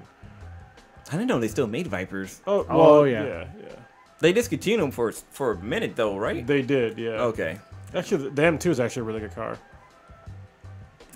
Well, they have I think they have a Mercedes AMG on there too. Well, I know Hertz, they have a Mercedes AMG, and the Sweetness is like, why do I want that? I already have a Mercedes. I'm like, this is It's an not AMG. What the fuck? Yeah. This car would knock your socks off and then put them back on. She's got a C-Class, right? Yeah, she got Yeah, a that's C300. like- It's not a CLA, but it's like this lower end. Yeah. Oh, we didn't talk about the fucking. I guess we can talk about it next week. But the BMW, the M7 series or whatever. Oh, the M760i. Yeah. But okay, but back to my weekend. So yeah, that's pretty much for me. I think that's it. Yeah, that's it. Oh, Easter's on Sunday, As always, it's on a Sunday. but it's on April Fools, which is Okay. gonna be fun. True. I thought it was when Jesus died. though. Zombie It came Jesus back. Day. Yeah. Happy. But why is it different every year, though? That's always weird. I don't know. That's how you know it didn't actually. 40 days Anyway, after. I'm not going to be an asshole. Let's let I it don't go. know. Yeah. Well, because it changes because there's leap year, and then also depends on when Ash Wednesday. no. Yeah. Easter always depends on whenever Ash Wednesday. Does your birthday ever change? No, It doesn't. That's the correct answer. It does not change. We're not talking about a birthday though. Not Easter. It doesn't. If you came back to life, that'd be your birthday again, right? It'd be on the same fucking day. Doesn't matter about leap year or not. It'd be a resurrection day, but Yeah, I was about to say. I don't know. But it'd still be the same. Shit would not I'm gonna change. dress up as a bunny. That's all, with a cleaver for April Fool's Day. What you got going on, Ninja? I'm actually gonna see Ready Player One tomorrow night. I'm gonna see it someplace close to here. Not giving out location. Yeah, and then we're supposed to be going out Saturday with some friends to a country bar. We'll see how that goes. Saddle Going Rack? to the Saddle Rack? Yeah. Yeah. Good God, what day is this? Yeah. Saturday, but I've Oh, already God. been. I've been before, so I'm supposed to go again. And then Fuck that. And then good luck. Easter's Are on you going Sunday. with a woman? A couple of women. Oh, okay. Look at this dude. Yeah. All right. I thought you were gonna say cuckold. Oh, Instead of a couple. About to say, because I Possibly. definitely want to go with some dudes. I'm just saying. So yeah, that's Hilarious. kind of it. You know, it's for a me. gay club, right? No, it is I'm not. just It's a kidding. country club. Yeah. I know What's where the the name gay of Country gay club. What's the name of that wow. club in Police Academy? The Blue Blue Oyster. Oh, Blue Oyster. Blue Oyster, yeah. Be one of those. Yes. But no, I have no problem going to a gay bar. I've been to a few. I don't either. Yeah. What you got going, Kronos? Next week I'm on vacation, so I will either be not on the podcast or I'll be remote. So Blue's gonna run the technicals for next week, and yeah, it'll be interesting. So I'll be in SoCal all next weekend, so it'll be fun. Thanks for everybody that came out to WonderCon. It was a great time. Show. I will be playing a lot of Far Cry. I'll be playing Far Cry, and will be the show. Then baseball starts, so I'll be trying to scout out some games for me to go to. Weather's starting to get a little bit warmer, which is nice. I mean, we need rain, which is obviously important for the environment and just had a crops bunch and of all that rain. good shit. So it's starting to. It was really nice out today, so I'm thoroughly enjoying it. And just a shout out to anybody out there: the way you interact with police in your first sentence will determine how the rest of the fucking incident will go. Don't be a dick and Fuck the police! Fuck the police! Fuck. That's how you do it, right? you act a fool, you're gonna get the full service and then some. All right, check us out on Twitter at BThanBTI. It's BTHANBTI. Check us out on Instagram with BThanBTI, or look up Black and Black Times Infinity. Check out our Facebook page and our YouTube channel. If you're not watching on SoundCloud, or if you're not listening on SoundCloud, look for Black and Black Times Infinity or BThanBTI will pop up.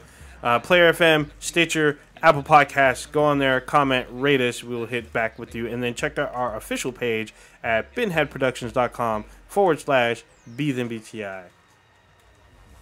Remember to check out our Instagram and check out our pictures from WonderCon. Some good ones. Some good ones. Shout out to everybody we met out there, new listeners. You know what's great about WonderCon? Sexy ass nerds. Grape soda.